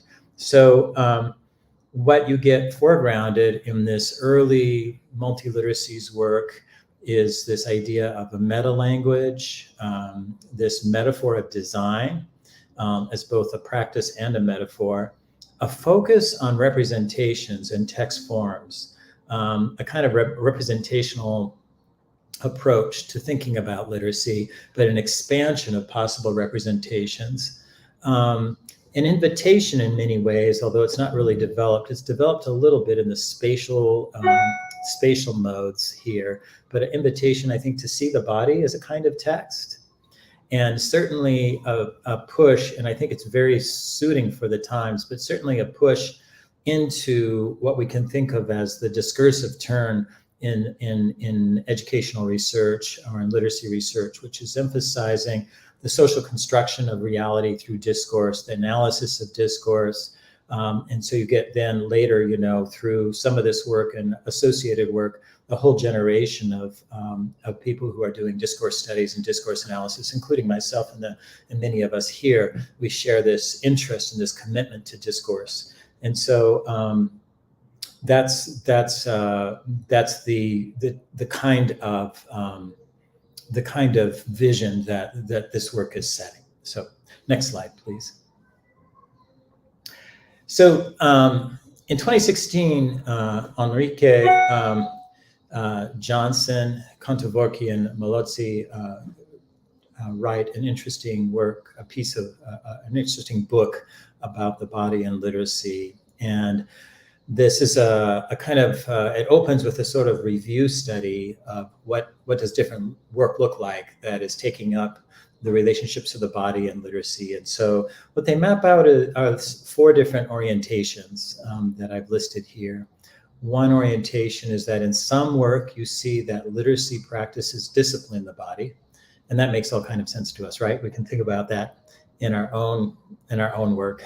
I can think about that in my practice here. I'm reading a text. I'm trying to hold myself upright and all those complicated things with my own body. You are doing the same, or maybe you're managing multiple things as you're paying attention to this talk and you have other activities going on. A second orientation is that literacy practices shape and recognize embodied meaning making in discourse communities. So meaning making is embodied, and then literacy practices shape that in some way. That social texts make bodies is another orientation, sort of the construction of bodies by social texts. We can think about that, say, in terms of race, in terms of gender, and in terms of all manner of social differentiation. And then a fourth orientation, which they talk about as being less well developed, and is the one that I would like to orient my own work with, and our work here in this time that we have together, is that bodies and literacies are mobile, affective, and indeterminate. And they discuss in this work how this is a less well-developed dimension in literacy studies. In broad strokes, these authors consider discursive and post-discursive theories. They think of this fourth category as a post-discursive theory of embodiment, where the others are sort of more dominated by discourse. And this seems like a really useful way of sort of surveying the field of relations of literacy and embodiment right now. What you see maybe as you move from these first three, I'm sorry, I have something going on with my, let me turn off, something is signaling me on my computer, and I want to make sure that's not interrupting us here. So what you see is a kind of separation between what you might call, in the first three categories, a more representationalist approach, and the fourth category, an approach that's trying to push beyond representationalism in some manner. Okay, so next slide, please. So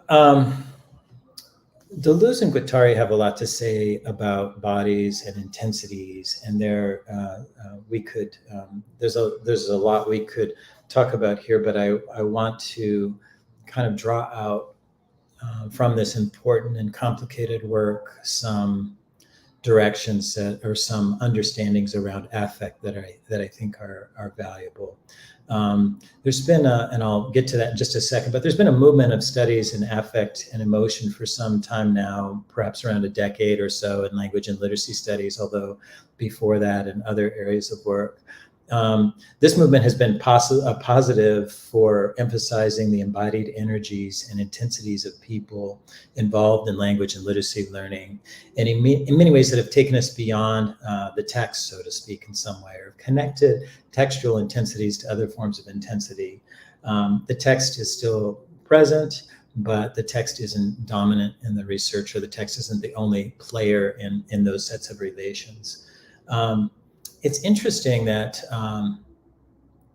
Deleuze and Guattari, as they're writing this text, Mille Plateaux, or 1,000 Plateaus, they're writing this text and they're thinking about the book and its relationship to the world. And I think that's instructive for us, because if you think about the world in all its physicality, the world and all of its discursive dimensions, the world and all that the world, the multiplicity of the world in relationship to a particular book, they have a particular way of seeing their book in relationship to that world. And I think that informs us something about literacy and other kinds of bodies. And so I want to stay with that image for just a minute. They say the book is not an image of the world. So don't think about this book as just a representation of the world in some way. It doesn't capture the world. They say that the book instead forms a rhizome with the world. And if you think of rhizome, something that connects in multiple directions, there is a parallel evolution of the book and the world. The book and the world evolve in different directions. The book assures the deterritorialization of the world. It brings the world into some kind of new space. But the world effects a re-territorialization of the book. The world acts on the book and creates it to be more conserved or more territorialized. And so you have these relationships between the book and the world that are not merely representational or mimetic, if we want to use that language, but are instead somehow rhizomatically connected. And I think that broad metaphor sort of guides us here in thinking about some of what Deleuze and Guattari want to talk about when they're talking about bodies and affective intensities. So let me just note some of these qualities that are really a vast reduction of other ideas, but nevertheless thoughts that I thought were important for the purposes of this talk. First of all, in that in this work you have this notion that material of all kinds, so a heterogeneity of materials, people, objects, ideas, words, feelings, senses, spaces, histories, and cultures come together in non-hierarchical relations on plateaus. And I think for Deleuze and Guattari, this idea of non-hierarchical is important because they're trying to, in their move of disruptive of structures, they're trying to get outside of and think about possibilities and think about connections in the world that aren't sort of pre-established. That does not mean they're not interested in politics and in oppression. In fact, they very much are. But they're not interested in seeing those as pre-established structures, but interested in looking at the wild connections among heterogeneous objects. Secondly, that relations on the plateau, rather than in the hierarchy, are non-representational. They're not merely one thing mimetically calling up another, but they are instead relations that we can understand in different dimensions, including the dimension of affect and these affective intensities between different items on the or different elements. I'm sorry, I'm getting a lot of. I don't know if you all are hearing. Are you hearing an interruption? I'm really sorry. I'm trying to make sure. Yeah, but it's okay. Yeah, it's not. It's okay. It's not disrupting. I don't know. I'm just checking microphones here. Valkyria's microphone is off. Mine is off. So okay. I just wanted to make sure I wasn't interrupting myself. Maybe this weekend we can get into non-human actors. Maybe they're haunting us right now as we're talking. All right, I'll just ignore it. Third, that affect is the property of relations and not the individual person. This is a movement away from a psychological view of emotion and affect toward one that's fully relational. Deleuze and Guattari like to talk about affect as being pre-personal, as something that moves us before we're fully cognizantly aware of it, and as something that actually, in the flow of intensities between elements in a system, or between parts of a system that are being brought into relationship with one another, what Deleuze and Guattari would call the assemblage or agencement, and in that sort of relationship, that bodies are actually formed through the relationships. So we shouldn't think of affect as before the body, but in the formation of the body. Chris and I were talking a little bit, or Christina and I were talking a little bit about that with soccer. You might think of, football, Brazilian football right now. You might think of this, this intensity that's being felt nationally and internationally is not just individual intensities or individual emotions coming together, but actually the formation of intensity, the formation of affective movement throughout the World Cup, and actually creating a kind of social body or mini social bodies. Affect can be expressed as possibility, as momentum, and as emerging directions of force. Because number 4, because affective relations extend beyond the individual, movements arising from them can be more or close to possibilities. What Deleuze and Guattari talk about as more territorializing or more deterritorializing.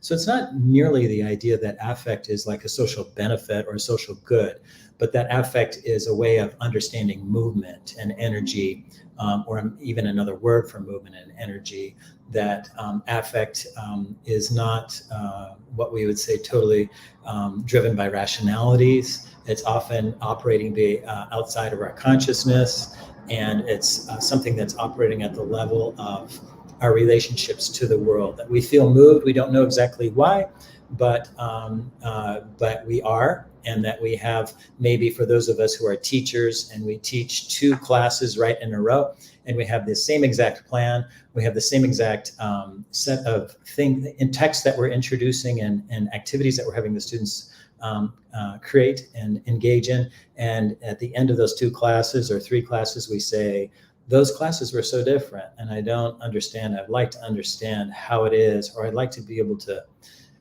somehow come into feeling these two experiences as so radically different. I think that's related to this kind of question. All right, next slide, please. So from Saussure, you get this idea that those of us who are sort of drawing in different ways on semiotics and on sort of thinking about our histories in the social turn, discursive turn, we think about signifier and signifieds. And I want to make a little bit of a shift here, and it's a way of introducing or disrupting a relationship between signified and signifiers. Another linguist who follows Saussure, but overlaps, I think, somewhat with his life, certainly overlaps, but is born in 1899 and passes in 1965, is Louis Hjelmslev, or some people pronounce his name Hjelmslev. He's a Danish linguist, and he's not a linguist that I was very familiar with before I became familiar with this work more through the reading of Deleuze and Guattari. And he, Hjelmslev, formed the basis of what became the Copenhagen School of Linguistics and developed a body of work called glossomatics, which it's sort of intensely structural. So you'd think that was kind of a strange connection to the work of Deleuze and Guattari. But one of the things that Hjelmslev does in developing this sort of what you might think of this two-part or bilateral sign modality of Saussure, which is thinking about the signified and having a signifier, and thinking of the sign as emerging through that relationship, is that Hjelmslev talks about the signified as the content plane. We might think about it as a content plane, and the signifier as an expression plane. And so he's sort of subdividing or articulating something with content and expression that is not present in the Saussurean relationship. And so, and this is it. You have that every sign, the sign formation is a function between content form and expression form. So both content on the content plane and expression on the expression plane have form. So we need to be thinking about form and its relationships across content and expression. And then, and every sign is manifested by content substance and expression substance. So we also have substance at the content plane and at the expression plane. So form and substance within the signified relationship or content plane, and form and substance within the expression plane are aspects in his structuralist sort of perspective on linguistics, an expansion of this signified relationship. So how does that become important for Deleuze and Guattari? Not in a structuralist kind of way, but in a way that's really focusing on, I think, a couple ideas. One is that we need to think about content and expression as planes rather than as simplifications, as one thing. We need to think about them relationally also, but also that we need to pay serious attention to form.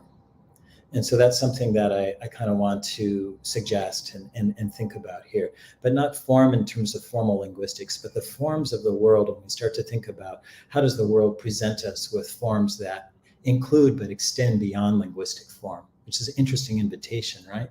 And so, so we might think of, for instance, the substance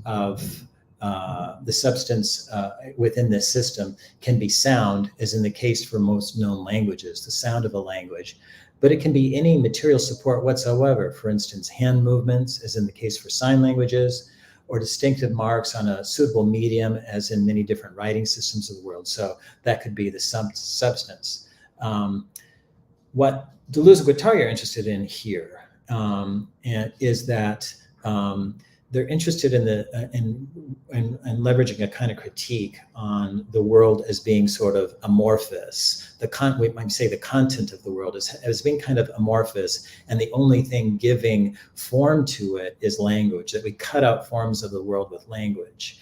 This is not a Deleuzian thought at all. And in some ways, you'd say that as a certain kind of postmodernist, that Deleuze is not a good postmodernist in terms of having a kind of relativism to the forms of the world. Rather, he's a realist philosopher who's interested in he believes in the autonomous existence of different forms of the world: rocks, plants, animals, the body, but also in the existence of virtual forms of possibilities. So the idea of form, and the idea that the world presents to us all kinds of forms that can inform us and that can't be captured in linguistic form, is a really critical idea here for Deleuze and Guattari, and for their sort of thinking about the relationships between the contents of the world and the expressions of the world, or how we understand the world in science. So let's get into that a little bit more, because I think this is a complicated idea to think with. Next slide, please. I'll give you a couple examples of content relations and sort of thinking about content and expression from a sort of Deleuzian perspective. But let me first share this quote with you and talk about it for just a minute.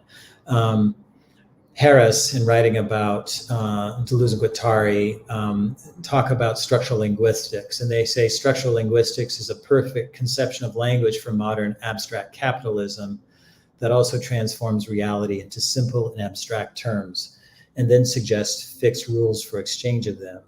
Modern capitalism also increasingly concerns itself with adding meaning to the various goods and services it provides, adding signifiers, doing semiotics, extending metaphors, generating images, again, regardless of content. And I think what I'm going to do is do that change. Okay. And so what you get is, it reminds me also of Baudrillard, but what you get is this sense that of a signifying world that's been sort of separated from, has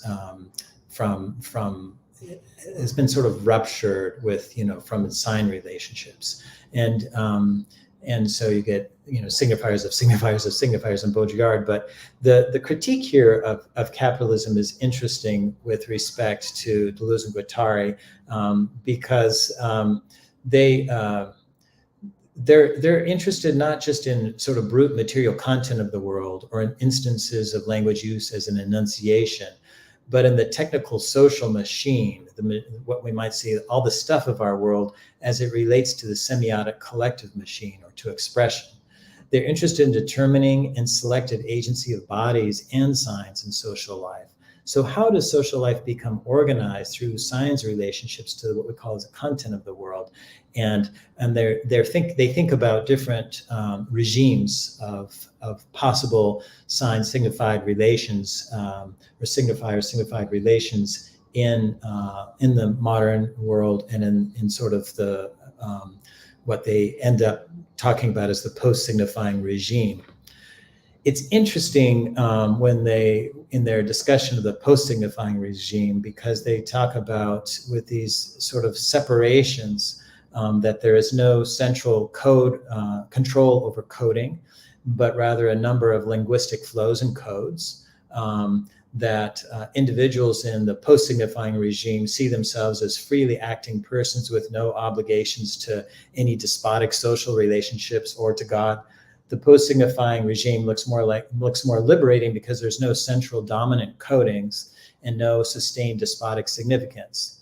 But there's a downside to sort of the endless relativism of a post-signifying regime, a regime that gets separated from its content, we might say.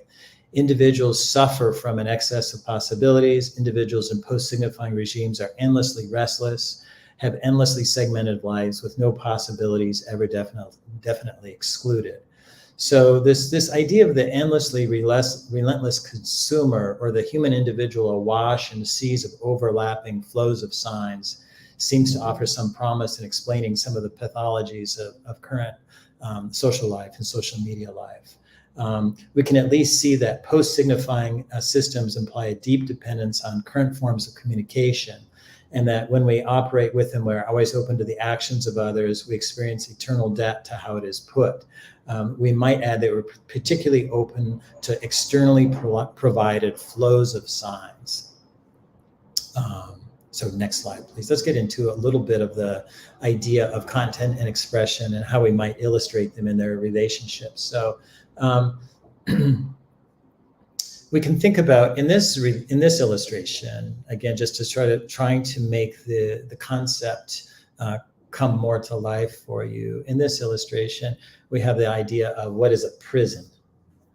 So I've shown, on the left, on my left is an image of some men in prison, and on the right is the penal code.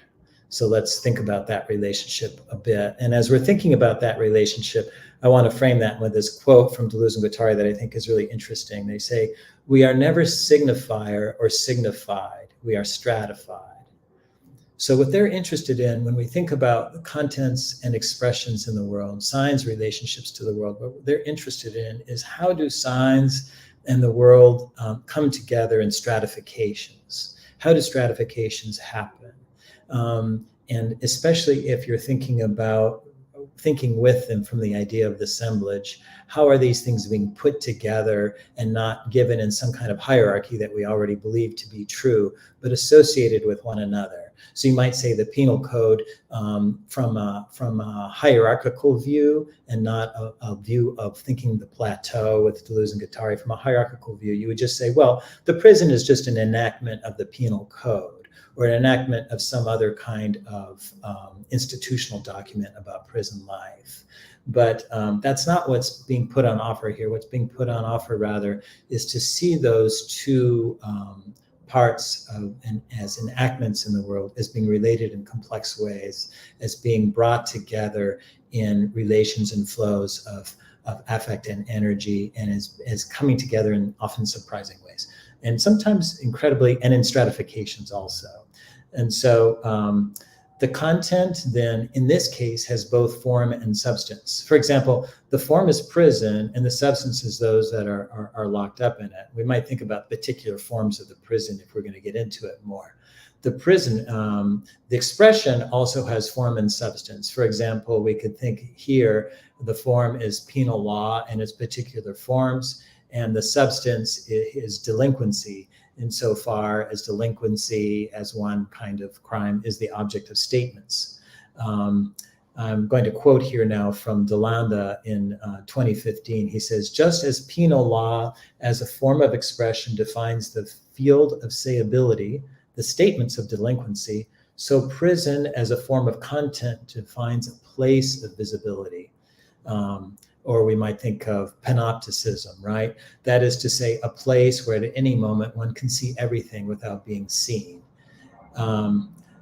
This is Leander thinking about Deleuze's work on Foucault. And so thinking about then, again, content expression coming together in something we call prison, but as being shaped by somewhat indeterminate and stratified relationships between giving an example here, a couple things from these images, but also other agents as well coming into relationship.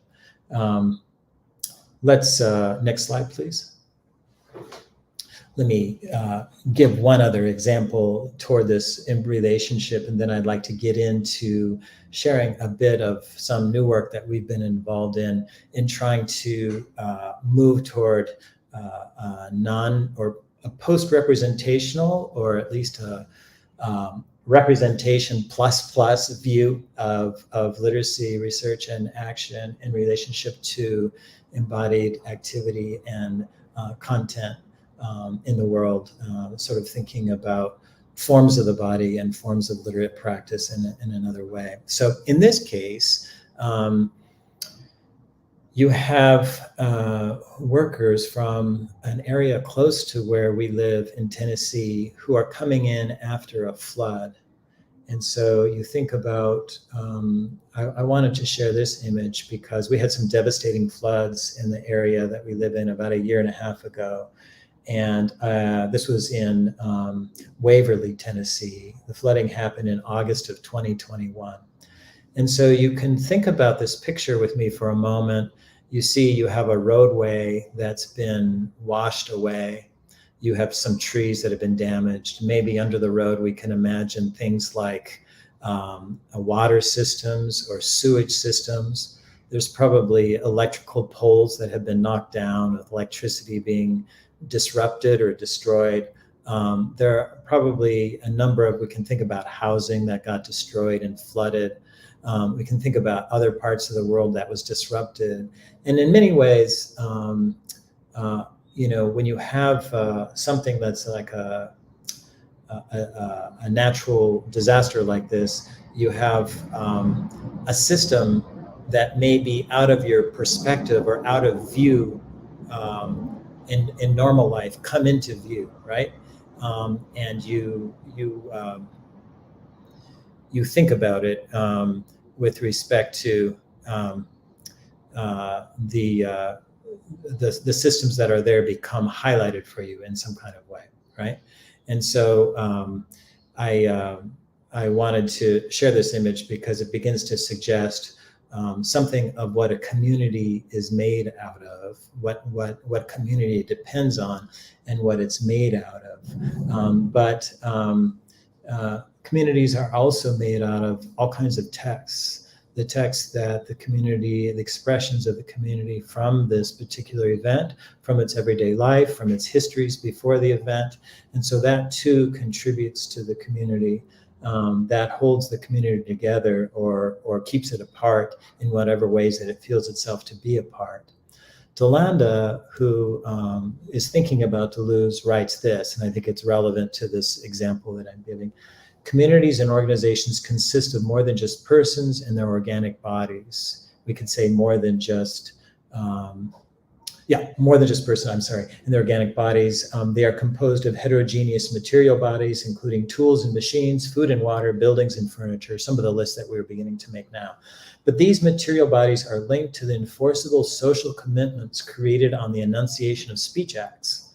Thus, a community or organization is, on the one hand, a machinic assemblage of bodies, an intermingling of bodies reacting to one another, and on the other hand, a collective assemblage of enunciation, of acts and statements of incorporeal transformation attributed to bodies.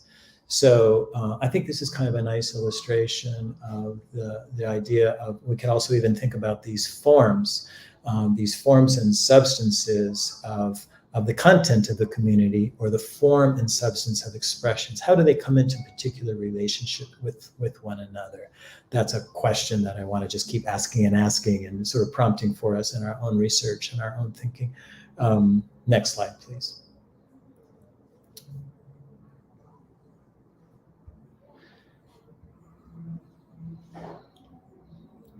This I love this image, and sort of thinking about bodies moving together, in this case in dance. And I want to pose some questions. So the way I'm posing this in terms of the title of this slide is Forms of Bodies and the Affects of Bodies. So those are a couple of themes that we keep returning to throughout the talk, form and affect. So to raise some questions, and just sort of looking at the image to raise some questions, and then I'll comment on it a bit. What immanent resources does the body have generating form? So immanence in the ongoing production, the emergent production of social life. How do forms generated across bodies and movement create orders of difference and becoming? So from a Deleuzian perspective, really interested not in difference that's before the event, but difference that's created through the event. So what differences are being created through the event?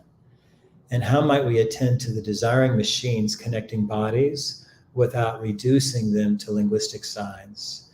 And I would say linguistic signs alone, that there's some other kind of desiring machines that are operating that have their relationship to linguistic signs, but are not the signs themselves, okay?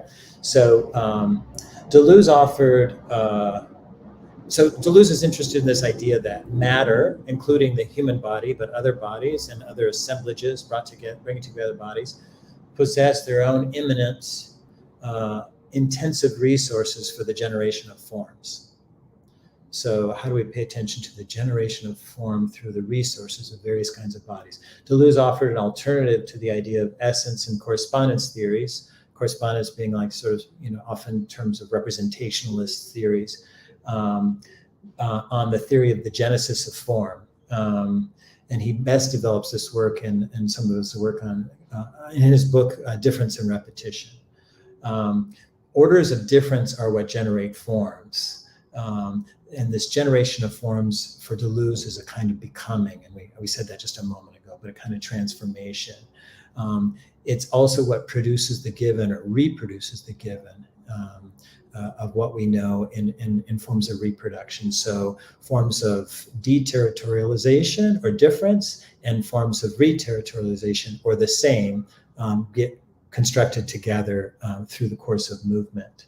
And for Deleuze, you can think about, you don't just have to think about the human body, but you can think about all manner of different contents in the world and the forms that they generate. We could even think about biological contents outside, or biological contents and their forms outside the body. We could think about geological forms and the forms of the earth or the forms of territory and what's being created and what are the what kinds of possibilities for meaning making and for affect are possible or are connected to those particular kinds of contents and what relationship they might have to language or the ways in which they may make meaning and communicate that are quite outside of linguistic expression and linguistic content. Next slide, please. All right, let me take you in from this kind of more of a theoretical background and more of an exploration of an idea. Let me take you into an experiment with some of this work in my own teaching and research, and connected with the teaching and research of some others that are working on this project together. And I want to take you into long form theatrical improvisation. And this is something that we can talk more about as we go into the next couple of days together. I want to just give you a little sketch for the purposes of this talk, and then to share with you some possibilities that we're working on in this work. So and I'll show you in just a moment some examples from a course that we're teaching, but this course is inspired by long form improv or improvisational practices in general. But improvisation is a way of engaging in dramatic activity that some of you, for all I know, some of you on this call or in this particular group and this lecture may be engaged in dramatic improvisational ensembles, and that would be wonderful to hear about your engagements in that way. And so this may feel old hat to you, but I wanted to give you a little bit of background if this is something that you're not as familiar with. In dramatic improvisation, groups create dramatic engagements, sketches, ways of being together that are not pre-planned. So they engage in these as practices, and they learn how to develop these practices together, and they respond to one another. So oftentimes we associate dramatic improvisation with something that's funny, but if you take dramatic improv classes, one of the things that many teachers will often tell their students is that this is not about being funny, because when you try to be funny in dramatic improv, you often lose the improvisational category. Why is that? Or I'm sorry, the improvisational characteristic. Why is that?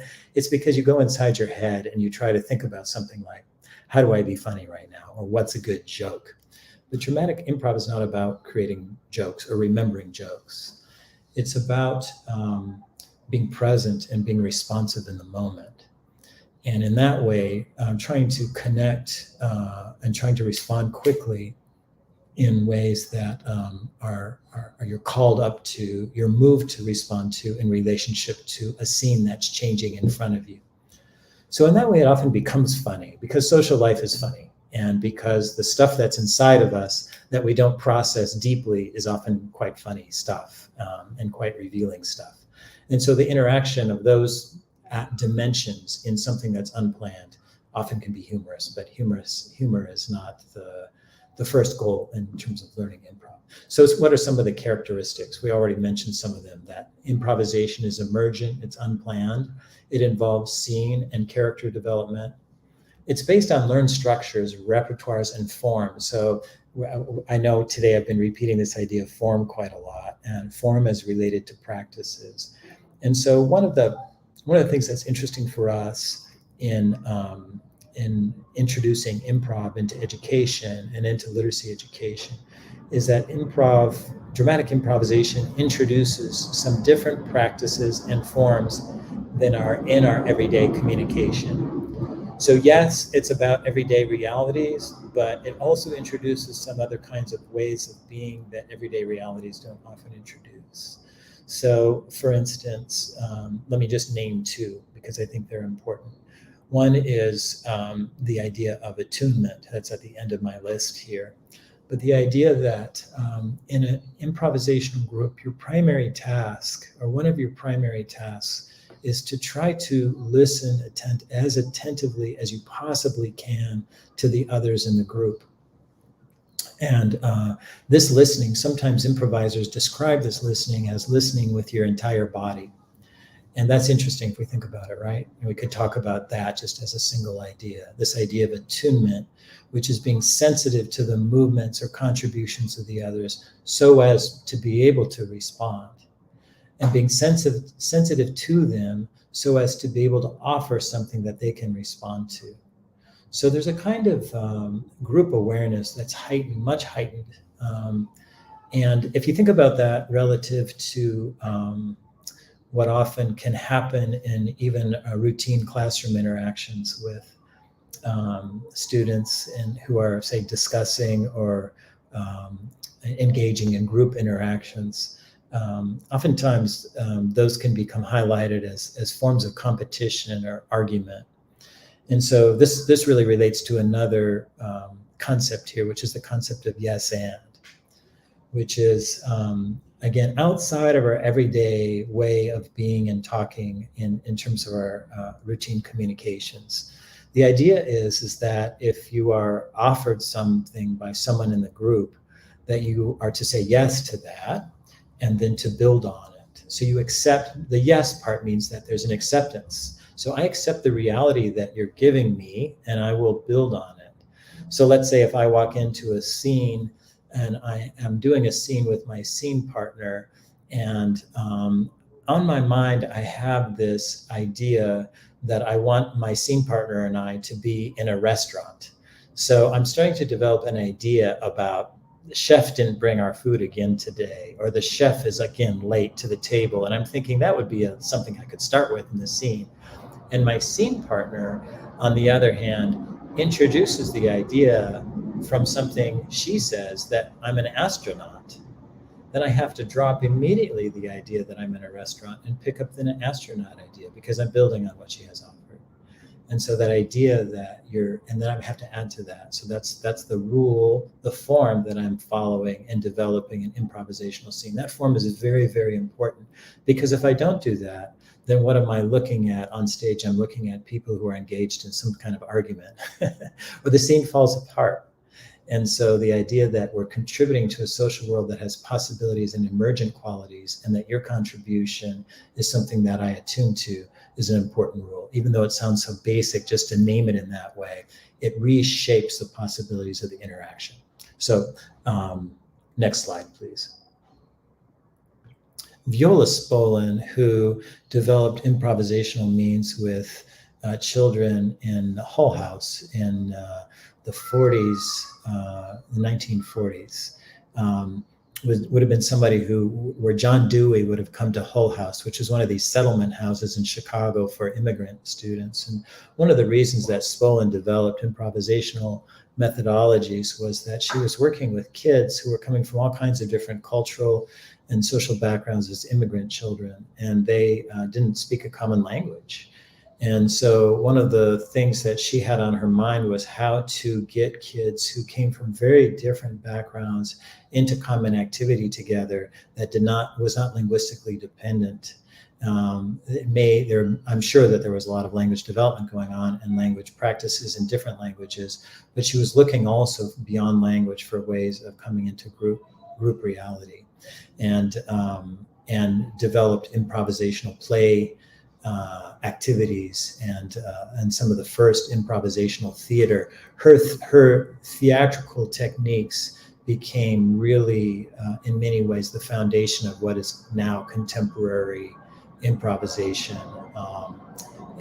So there's an important history there. But she says this. She says, reality, as far as we know, can only be physical, in that it is received and communicated through the sensory equipment.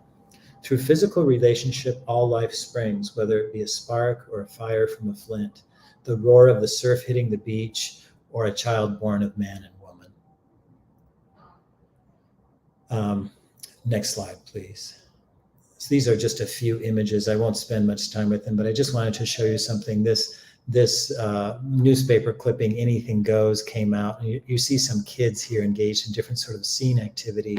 Much of the scene activity, particularly in the early history of this work with children, was not necessarily funny at all, but it was actually dealing with routine issues that the kids were facing, issues of poverty, issues of having, issues of the threat of war. I think in the upper left-hand corner, you see somebody responding to a bomb threat, a child responding and acting out and enacting practices and senses and feelings of scenes that were connected to their everyday life, and playing those through and thinking through those experiences together in community. So that was important to this work. So next slide, please. So we've developed a course that we've been teaching at Vanderbilt for the last 3 years. It'll be in a 4th year this coming semester, and it is a master's level course called Improvisation and Teaching, or Teaching and Improvisation. And what we do in the class is that we run a seminar. I put here the seminar and the workshop, and I won't go through this list because I know we're getting a little bit long on time, and I want to show you just a few examples of something coming from the class. But we've put together a seminar and workshop, and what this is we have a classic seminar of a graduate seminar where we're doing readings, we're engaged in discussion, we're doing projects through the course. And in this case, we're considering dimensions of life together through an improvisational lens. So some of the ideas that I've already discussed with you, ideas of yes and, or ideas of attunement and play, or making a world together, are ideas that we read about and we read theoretically about in the seminar. Okay, so we're doing that. At the same time, we have teaching artists come into the class who are professional improvisers, who have many years of experience in improvisational and dramatic improvisation, and they engage the students in learning first level or level 1 improvisation. And they engage in a set of practices that will shape the ways that they're interacting with one another in the seminar. So you might call it, if you wanted to simplify this, you might say we have head knowledge going on and we have embodied knowledge going on in some kind of way. Embodied practices that are connecting to how do you move and how do you responsibly react to one another. And so we have a substantial amount of time being taught by teaching artists while we're trying to reflect, critique, and understand and apply that knowledge to the idea of teaching. And let me just say that, I mean, for the American school context, I have a lot of different motives here for the development of the course, but one of the motives is not just this exploration, from a theoretical standpoint of literacy that I'm emphasizing in this talk, but one of the motives really is that in our teacher preparation, so much of what we do is to emphasize planning and advanced preparation of lessons, and we emphasize in many ways the sort of control of outcomes and then possible responses that a teacher could give to any given kind of contribution by the student. And so while I believe in many of those things as positive dimensions of education, I certainly think that a good teaching involves planning. I don't want to disagree with that. I think that one of the things that we don't emphasize, or that we have a pretty diminished view on, is the idea of being responsive in the moment and of being present in the classroom with children. And so this idea of presence and emergence, this idea of making a world together for the time that we share together, is put in a kind of black box or held as a mystery. Like teachers will just work that out on their own. That's just something you figure out. Or that's actually not important for new teaching. It's important if you're a teacher for 10 years to get there. And so we really want to reject that perspective and to say, no, actually, good teaching from the very beginning should involve presence and should involve these emergent qualities and responsive qualities. We don't know where this particular day is going in the classroom because we haven't made the next 5 minutes yet. And if we're not responsive, we're actually not teaching. And so that's kind of the way that we're pushing in this direction, so as to create different possibilities for the classroom. So the next slide, please. I just want to show you a couple of examples. Let's see, is that my next? Yeah, let me, yes, I think this is fine, although I think I'll skip it and come back to it if we have time. Let me just show you a couple other examples. In this example, what you're seeing is, and these 5 frames show 2 students. I know this looks pretty weird and mysterious with these students in masked up, but what you see here are 2 students who are involved in scene work together, where you can see that they have these kinds of sashes or kind of ribbons, cloth sections attached to them. They've wrapped them around themselves. They didn't have to do that, but you have different colors associated with different emotions. So in this case, you have the color of so these two students are Alda, the woman, and Jack, the young man in the image. So Alda's color represents anger in the scene, and Jack's color is representative of joy. And so they're brought together in this scene to enact. They've been given a particular kind of character. They're both taking care of dogs. And as dog caretakers, they're talking to one another from very different emotional stances, and we're watching sort of what emerges between them. And I just wanted to share in the next slide a quote from Alda, who's reflecting on this scene. Alda says, I remember I was paired with Jack in one part of that activity, and we were dog walkers. I was angry. I was channeling that emotion once again, and he was happy, I think, and I was angry. And at one point I said that I hated the job. I hated dog walking, and I was angry at what I was doing and who I was with. And then at one point I said I wanted to choke this dog. And thinking back to that moment when those words came out of my mouth, I was like, why? Why did I just say that? That's just a strange thing to say, and it's concerning about the things that go on inside my head. I'm not even going to comment on that, but yeah, there's a lot of energy in this scene, and I wanted to just bring that out as like there was an expected emergence, also an unexpected unexpected emergence for Alda about her own responses, about possibilities of responding in a particular kind of way. So next slide, please. Now this slide is a video clip, and I don't know if, I wonder if there's a way that you can make the sound available on your side. Daniel?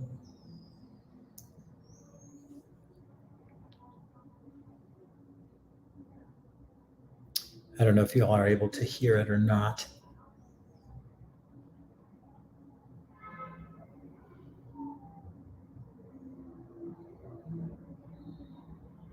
I should be here. Let's see if it works. Okay, can they hear it? Yeah. Just a second. This that we built. Right now, we're going to specifically look at an environment. We'll do this real quick, and there's just 5 of us, so we shouldn't take too much time. But we're going to imagine this is the stage area here, along that wall. And here in just a moment, Grace, I'm going to have you go first. And we're going to imagine that this, I'm going to name the type of location this is here in just a second. This is a completely silent exercise, and we're going to use our object work. Grace, we're going to assume there's a door to this room right here. And you're going to go in and use it as a door. We'll just establish that there's a door here. You'll open this, you'll come in here, and you're going to add one thing to this environment. For an office, you can go over here. There's a computer there by interacting with it. And we will all accept that that computer is there. Angelica's going to come in at that. Once you've established what you're thinking, you're going to exit over there, and we'll assume that there's an exit door over there. So door here, set something up, walk out. Angelica, you'll walk in, and then you will add something to this room, but also interact with what is already there. So go to the computer, play around with that, and then if there's a file cabinet next to it, you can go through a file cabinet. And then third person, you come in, interact with everything that's been there before, and add one more thing to it, and then exit. And then it looks like the burden's going to be on Zeke over here. You're going to come in last, and you're going to interact with everything that's been set up in that room and add one last thing. And then when we're done with that, since that was all silent, we'll then debrief and see if we were all looking at the same thing. We're going to name this space. It's going to be a log cabin. We're just going to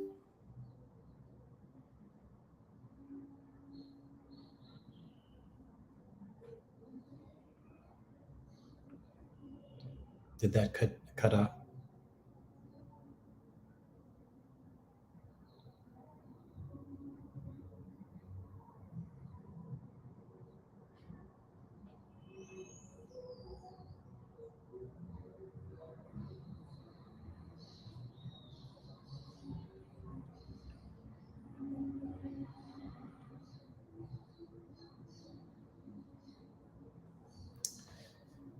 Daniel, is that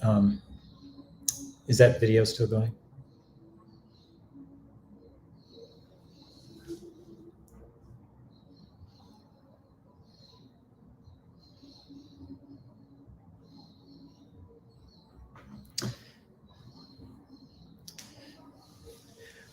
Hi, everyone. I don't know if I'm guessing that Daniel is maybe having a little technical difficulty, so I'm hoping that you can still hear me.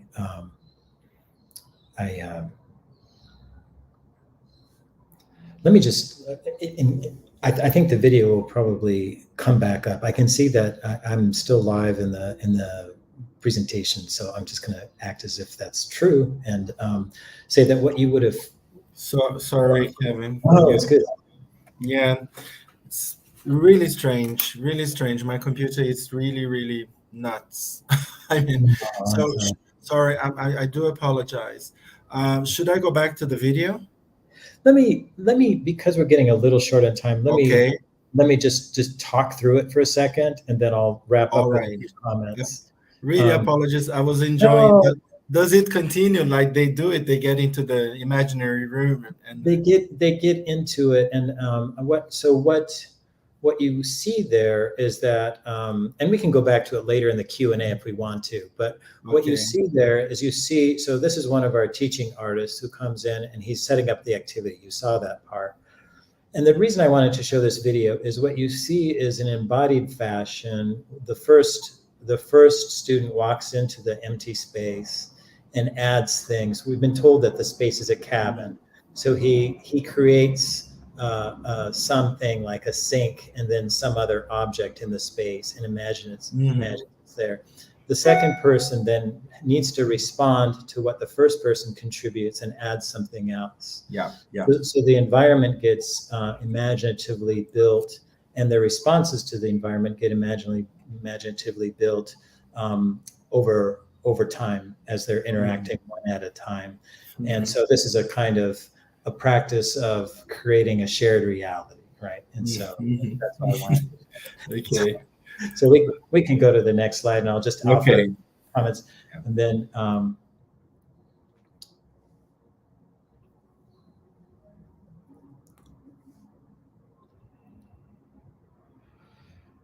Spolin says the heart of improvisation is transformation. So that's something that's operating here, is how do you transforming a social context together by improvisational practices. And then to wrap up with a few questions and comments. Next slide, please. I've divided these into sort of education in the classroom and then research. So here are some questions that I have that I would like to talk with you together about and share ideas on. How can we create affectively intensive and engaging forms of pedagogy that develop language learning with expansive experience? How can we be linguistically powerful in our teaching without being linguistically imperialist? Meaning by that we paper everything over with language. How can we build dynamic energies between language learning, meaningful embodied community, and movement? How can we recognize and celebrate an expansive semiotics of which human language is only one possibility? How can we push and pull linguistic expression in relationship to material content in the service of creating something new or something unknown? So those are some questions around, and then transforming research questions is how can we develop a set of concepts and language for engaging with a body that is not based on linguistic meaning making? How can we map the dynamic energies between language learning, meaningful embodied community, materials of all sorts, and movement? How can we understand the contact zone between expression and content, or language and the body, without subsuming one to the other? And how do current language pedagogies, to the extent they engage in latent structuralisms and self-enclosed semiosis, serve unleashed capitalism? How might the body sign nexus serve us as resistant research and advocacy? So offering this idea that this is not about, this is sort of semiotic critique is not a critique of language, but as a sort of thinking about how we actually experience language in our bodies in relationship to one another. How could we sort of think about that also as a form of resistance? So yeah, those are some questions on my mind. Please, we're going to be together for a couple of days, but either during the course of these days or later, please feel free to reach out. And so I think we have 15-ish or so minutes for some Q&A and some reflection. Hi, Valkyria, you're back. And your microphone, Valkyria. Wow, I cannot believe, Kevin, that my computer went off and everything right in the middle of the video. No, it's fine. We're good. Would you like to goodness, very, very interesting and very instigating, that you start from, a Saussurean view with signifier and signified, and then you reach something completely different. I mean, revisiting all of that the academy has tried to make clear to everyone, right? In terms of language, right? Wonderful. I really appreciate it. I think that I have to send it some text also on something that I believe is called, we all live in a written language society, and it is this society that controls everything in terms of meaning, language, body, including, right? So anyway, very instigating. Still thinking about lots of the things that you said, right? Thank you, Kevin. Thank you. So I'm checking the guys. If you are with us now, because something that happened, Kevin, with the pandemic and with we are actually a study/research group here from USB. Under my coordination. So we have like students from undergraduate level and context, but also masters and PhDs and researchers, but just to contextualize. And what happened with the pandemic, we turned everything online. And what was good is now we can talk to colleagues and researchers from all over the country. And people watch it later on. This is the thing as well. I agree with Valkyria, and while people get, guys, if you have questions and comments for Professor Leander, well, when you start to talk, can I start, Valkyria, with my questions? Yes, please. Thank you. they're mostly comments. I don't know. When you talked about the two provocations, I think they were very important because it has a lot to do with all of these that we've been through. Yeah, within pandemic returning, and all of this that, and I connect this to this kind of improvisation teaching, because we need to deal more with improvisation. You know, I mean, because when you asked what is the experience of teaching and learning online, and what has it informed us, and what I mean, for me, it's like, what have we learned? And in terms of university structure, I've been questioning a lot of things. Like we've talked a lot about, why do we have to go to the to campus in order to do those? I'm sorry, those very. Oh, this is being recorded. Those. Let's say long meetings, departmental meetings, let's say. This is one of the things, right? So all of these things, so it makes me think, well, what have we actually learned? Yeah. Like I'll give you another example. In our institution, and in many institutions all over Brazil, graduate courses, let's say. Why can't we learn something with the pandemic? Of course, we have to keep learning with this hybrid, blended context, but we have learned something. Yeah. And why can't we then learn? Keep trying to do something in person and then online. And why can't we welcome and accommodate students from all over the country? Because USP is an institution, at least in our graduate program, that welcomes students from all over the country, really. And then they have to move to São Paulo. I mean, before the pandemic, many of them cannot afford living in São Paulo. Yeah. So this is my very first question for you. Like, what have we? I'm returning your provocation, and just two more comments. Maybe you could expand on. When you talked about the philosophy of the body, and the body, yeah. here I'm adding the philosophy of languages. There's a tradition in our teacher education courses, we call in Portuguese letras, the languages, undergrad courses, and all the ones related to teacher education. I mean, when they exist, I mean, the philosophies of the body, or theater, or something more interdisciplinary, I don't know. I don't want to be so general or generalize things, but at least it was not part of my education.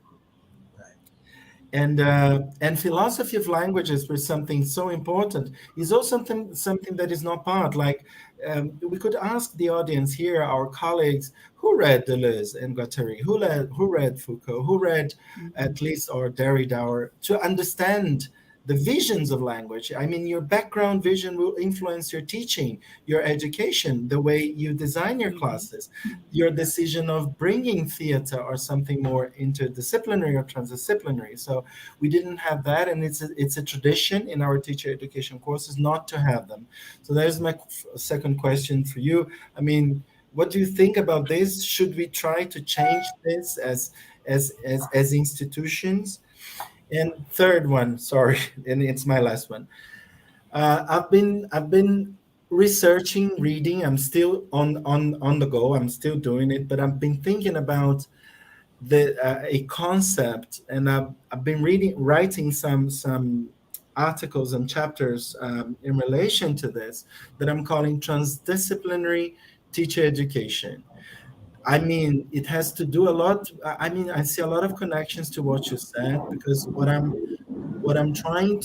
defending is that I mean, in contemporary times, the languages courses are very good because they do semantics, discourse, pragmatics, critical discourse analysis, everything that students need to go deeper into linguistics, also applied linguistics, education, etc. But I'm thinking, I think we need more.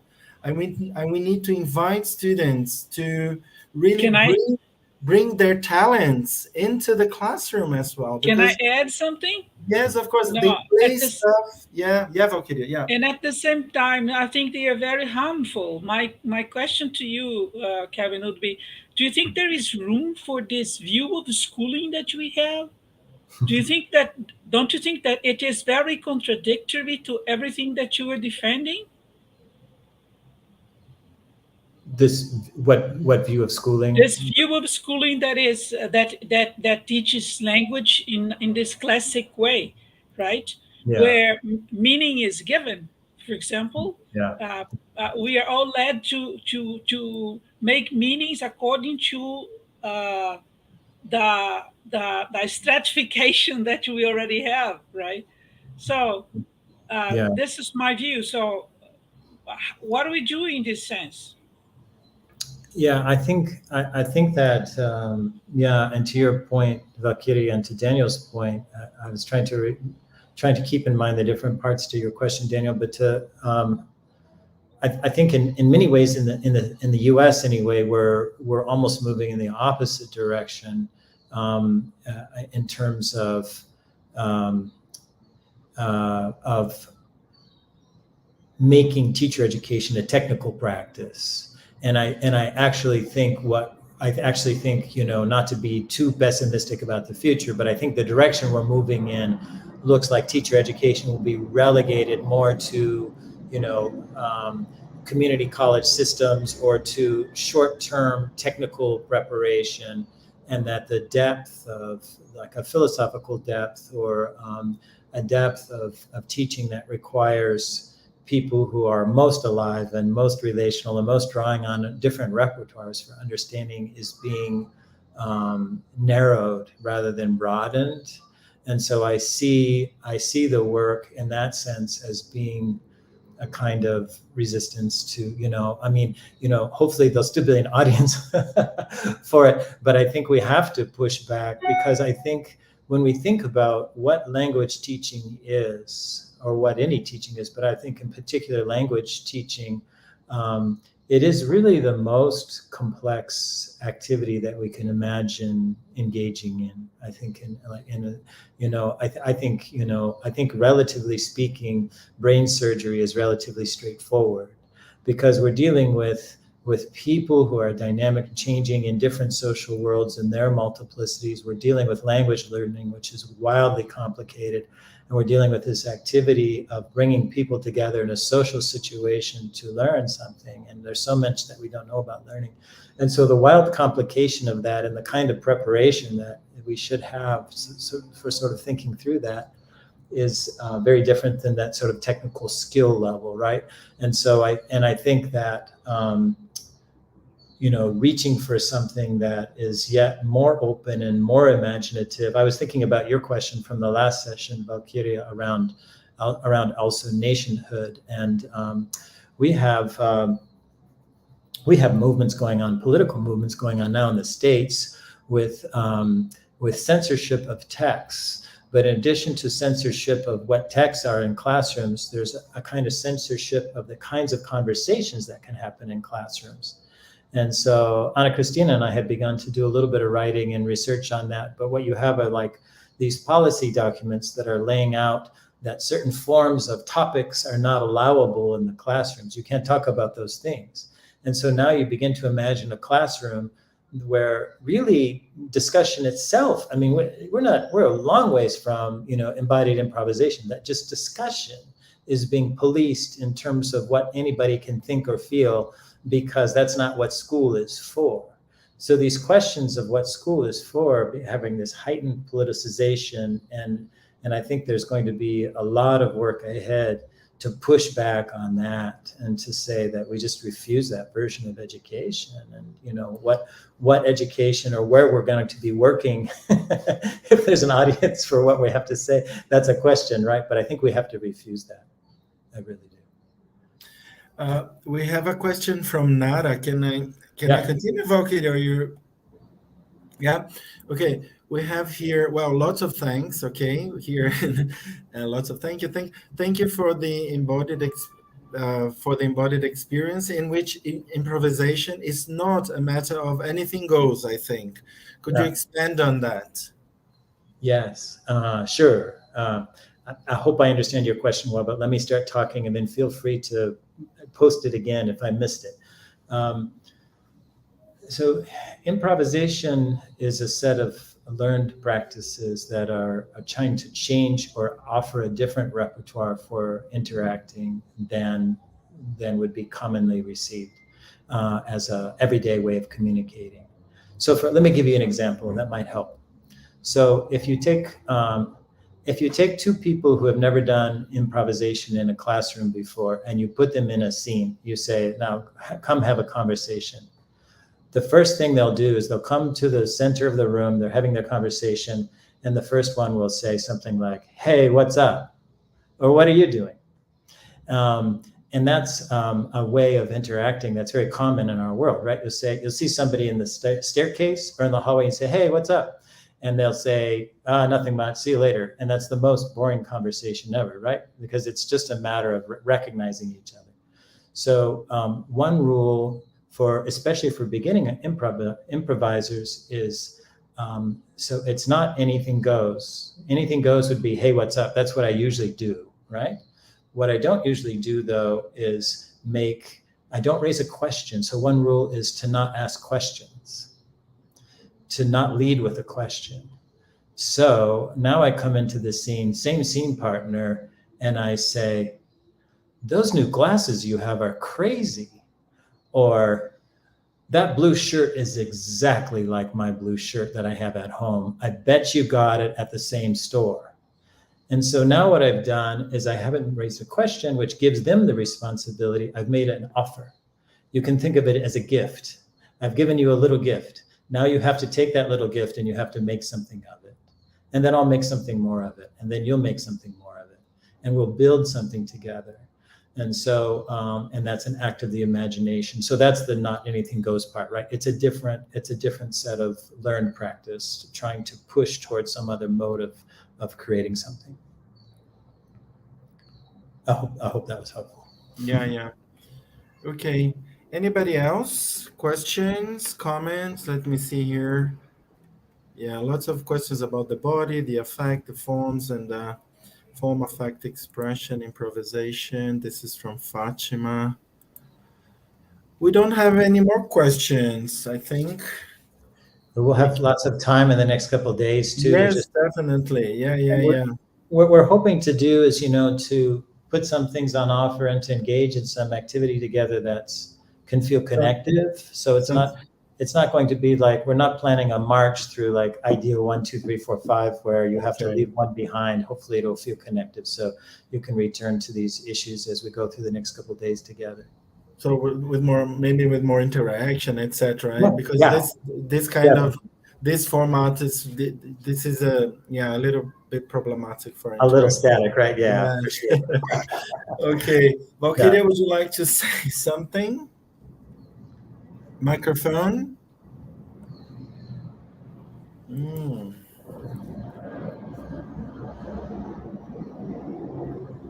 Microphone, Valkyria.